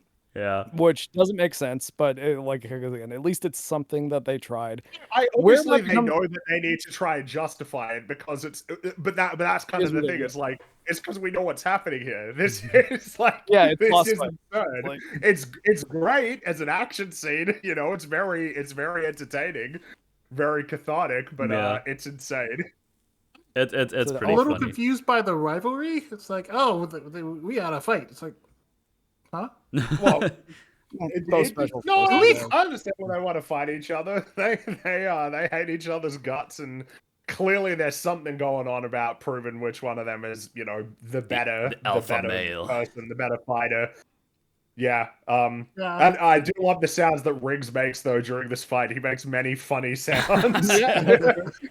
He's like, oh, get him! Come on, get up! I was gonna say though that the problem that even the reason that I highlighted brings up then is like so did you guys just let those two cops out front there get killed by Joshua? Yeah, but I was You know, thinking, I was like, wait a bait? second. we are certainly to conclude that they showed up later, Yeah. for sure. But they have the note inside that says, "Sorry, it's just us cops here." I think that was the family. I'm not sure actually. I mean, they could have Because called they the would have family gotten and been out, like, so yeah. And they were ready put to, that note. It's more than to- just like you called those guys to show up, and it's like, did you tell them what he looked like? 'Cause Apparently he just not. Killed him. No, they did, but they screwed up. That's all. They weren't on their game. They messed up. Yeah. So the last act of this movie, like everything from the end of the second act into this one, lots of suspension of disbelief is required. Oh yeah. Not a perfectly written film for sure. I think it's still a lot of fun, and like the scene's good, but it's how they get there is thin. Yeah. But we get our epic pose. He beats the guy. The other two policemen are trying to get him up, but they get overwhelmed, and he grabs the gun. But the two do a quick shot and kill Together, as a team. As a team. Yeah. Kind of amazing. No, I really like it. It's a very cool way to end, to show that this is a duo now. Yeah. They're friends. They're in sync. It's a cool way to show it visually, and in a way that's obviously very entertaining in an action movie. Absolutely. I appreciate Certainly. like there's lots of good stuff like the pose. It's just like, did you guys just not get into fight? Are you not tired, bro? I don't know. This is something with like every bad guy in this movie. It's like, yeah, we're arrested, but I'm gonna kill someone first. Well, yeah, the problem is that, obviously, bitch. Joshua is not very well characterized, for sure. Like, it's more like relying on him kind of just being a bit crazy because it's Gary Busey, compared to, like Hans Gruber, where his motivations are very clear, very, very clear, easy to understand. You basically understand exactly every single action that he undertakes in that movie. Mm-hmm. Whereas in this case, yeah, it's just like, yeah, he's gonna try and get him because he's crazy. Yeah, I think it's just at this guess- point he wants to kill Riggs specifically. Yeah. Yeah. Pretty much. I just find But it again, funny. Like every bad guy's like, someone's going down with me. It's like, calm down.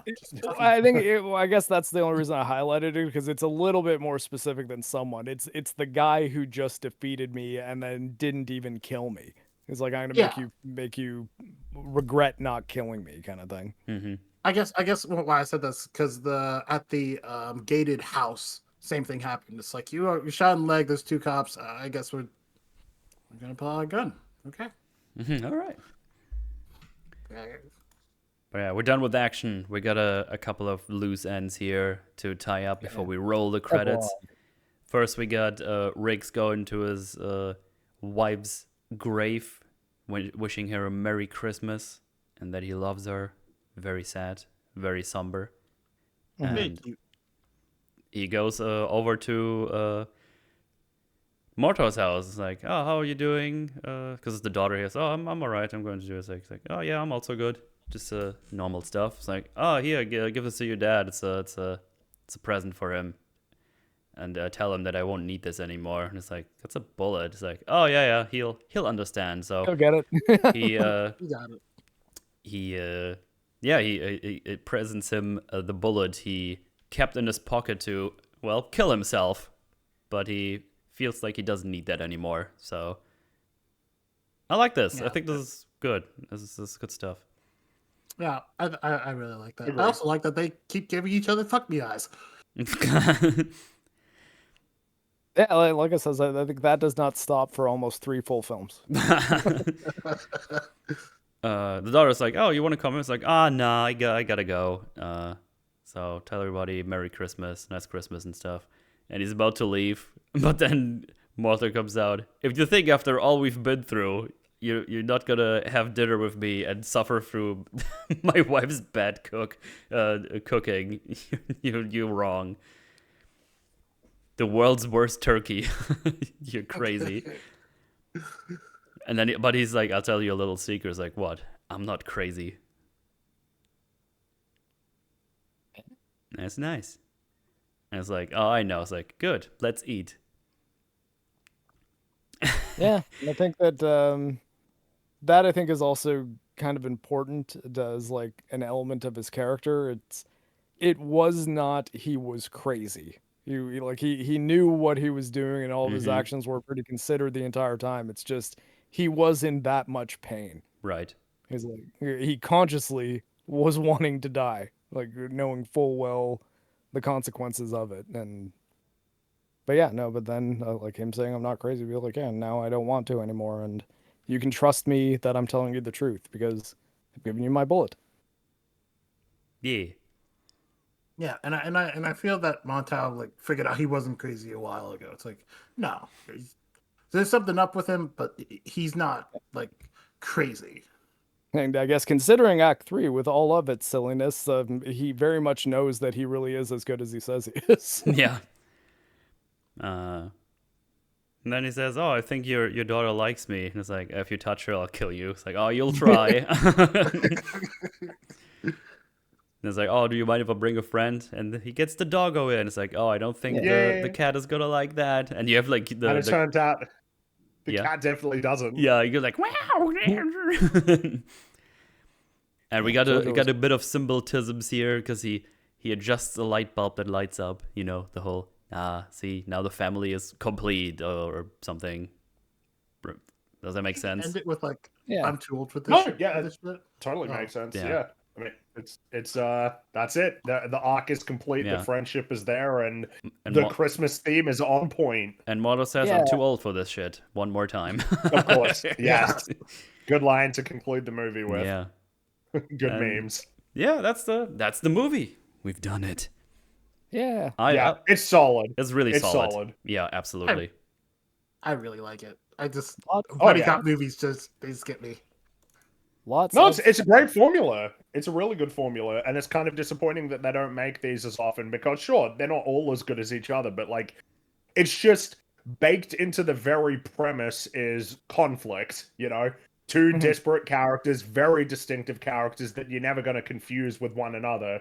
You know, every line of dialogue you assume like it's going to be something where you readily know he would say that, or oh no, that would be said by his partner.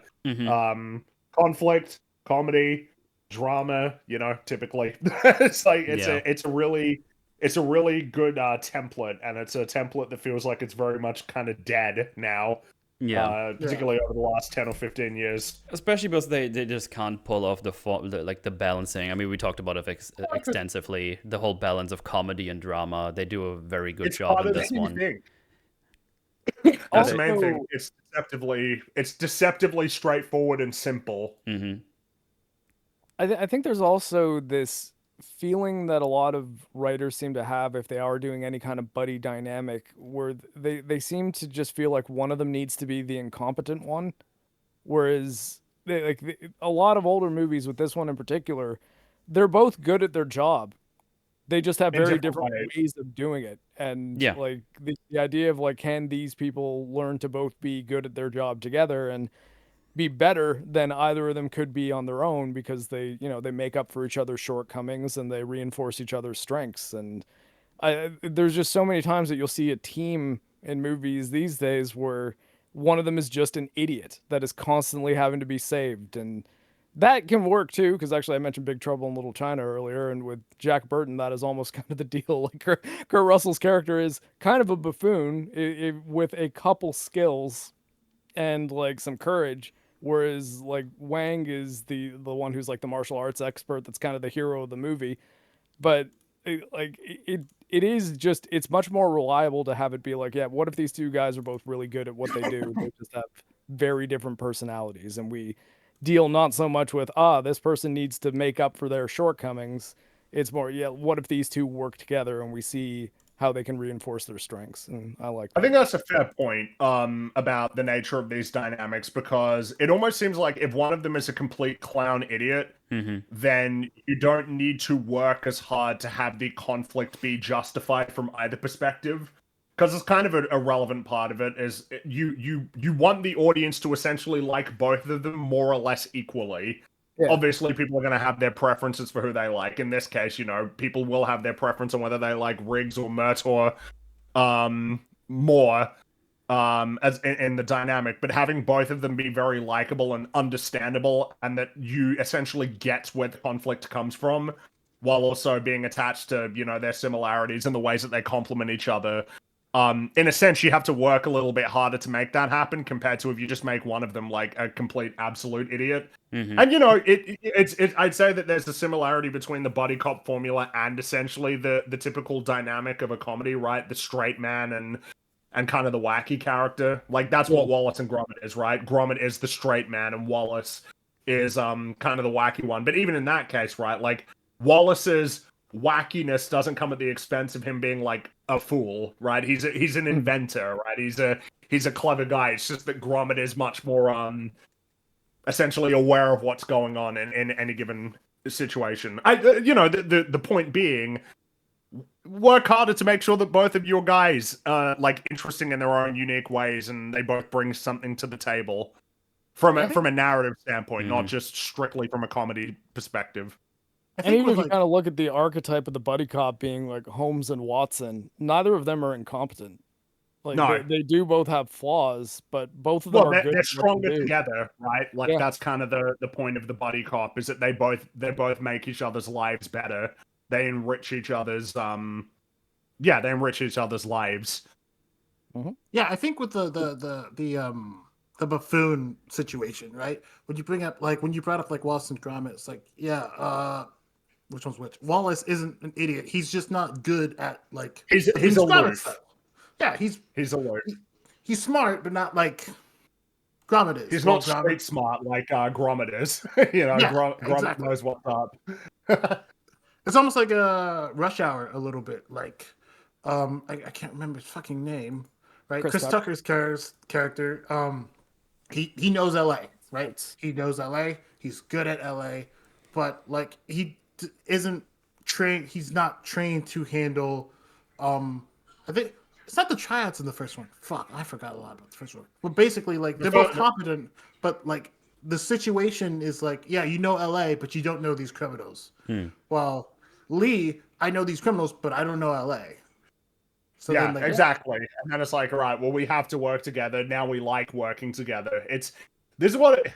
God damn it, man. Like, we fucking, it's so fucking annoying. It's a thing in retrospect about the fact that, like, our standard for, good, mediocre, and bad has, like, skewed so much that, like, a lot of movies that I think people would have written off as, like, yeah, it's just kind of like a fun, entertaining sort of, but it's a bit of a dumb, silly movie. It's like, no, go back and rewatch them and you'll be surprised. You'd be surprised at how competently constructed and crafted a lot of these films are.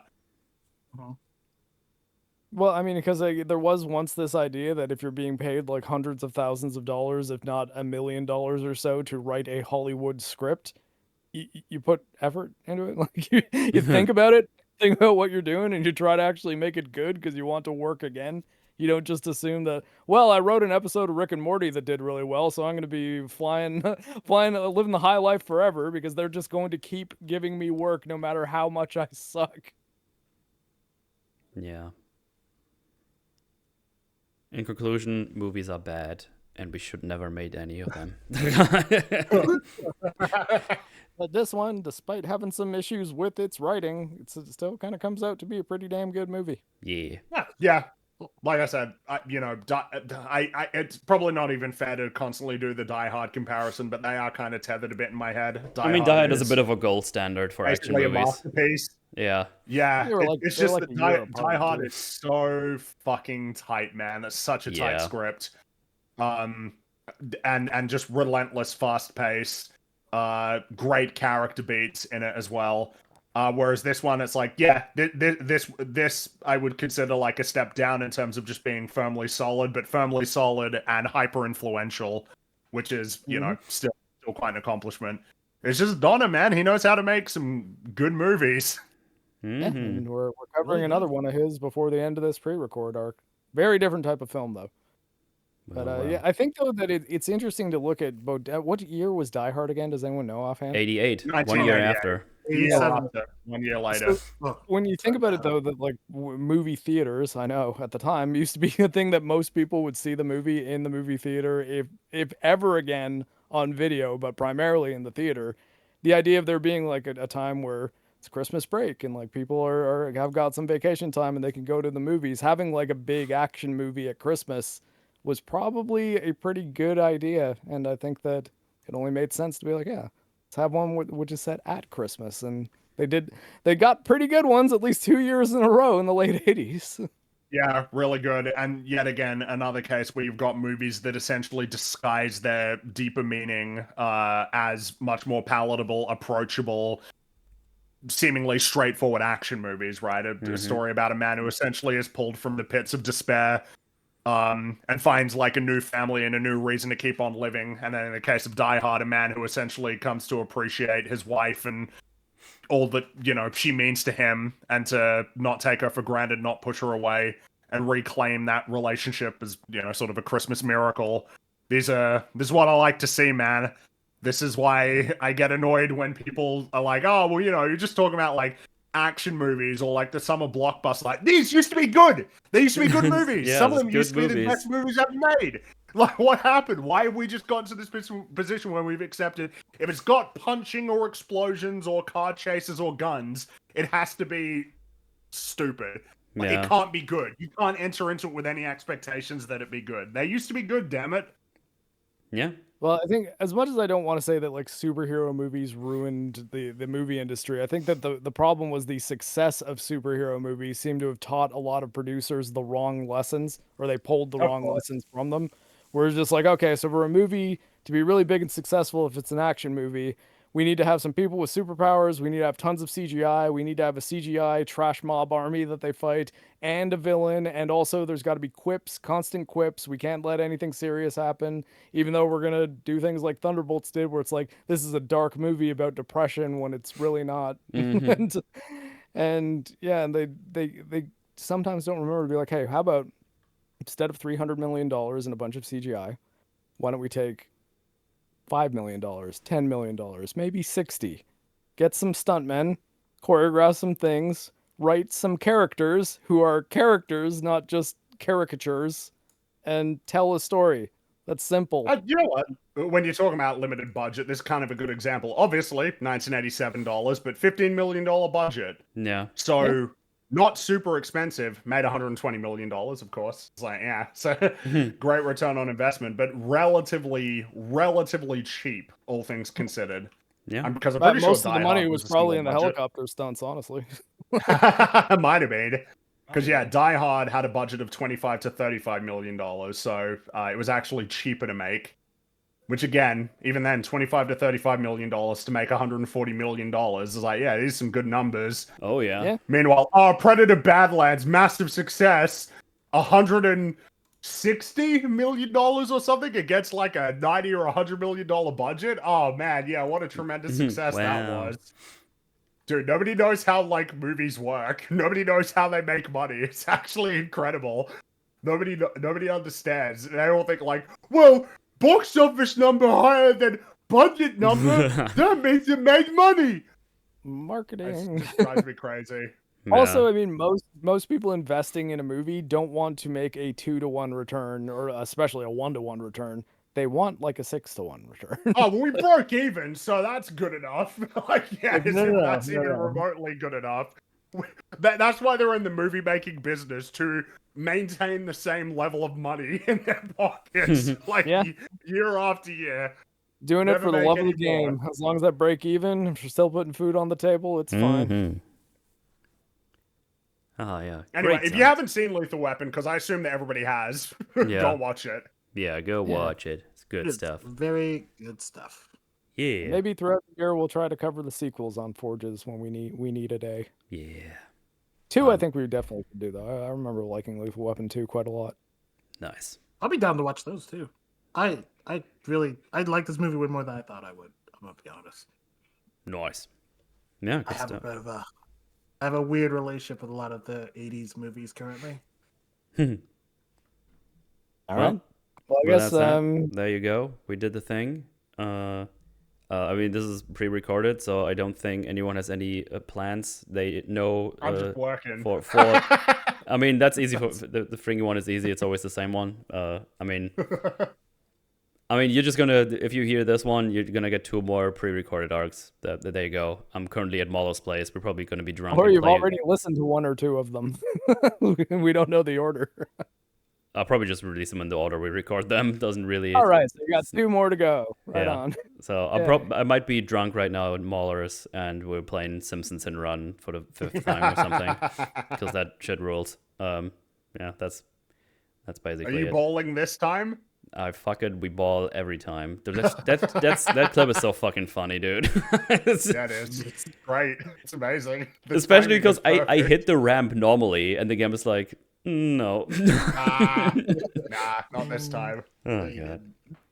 But yeah, obviously, one way or another, the links are all down below.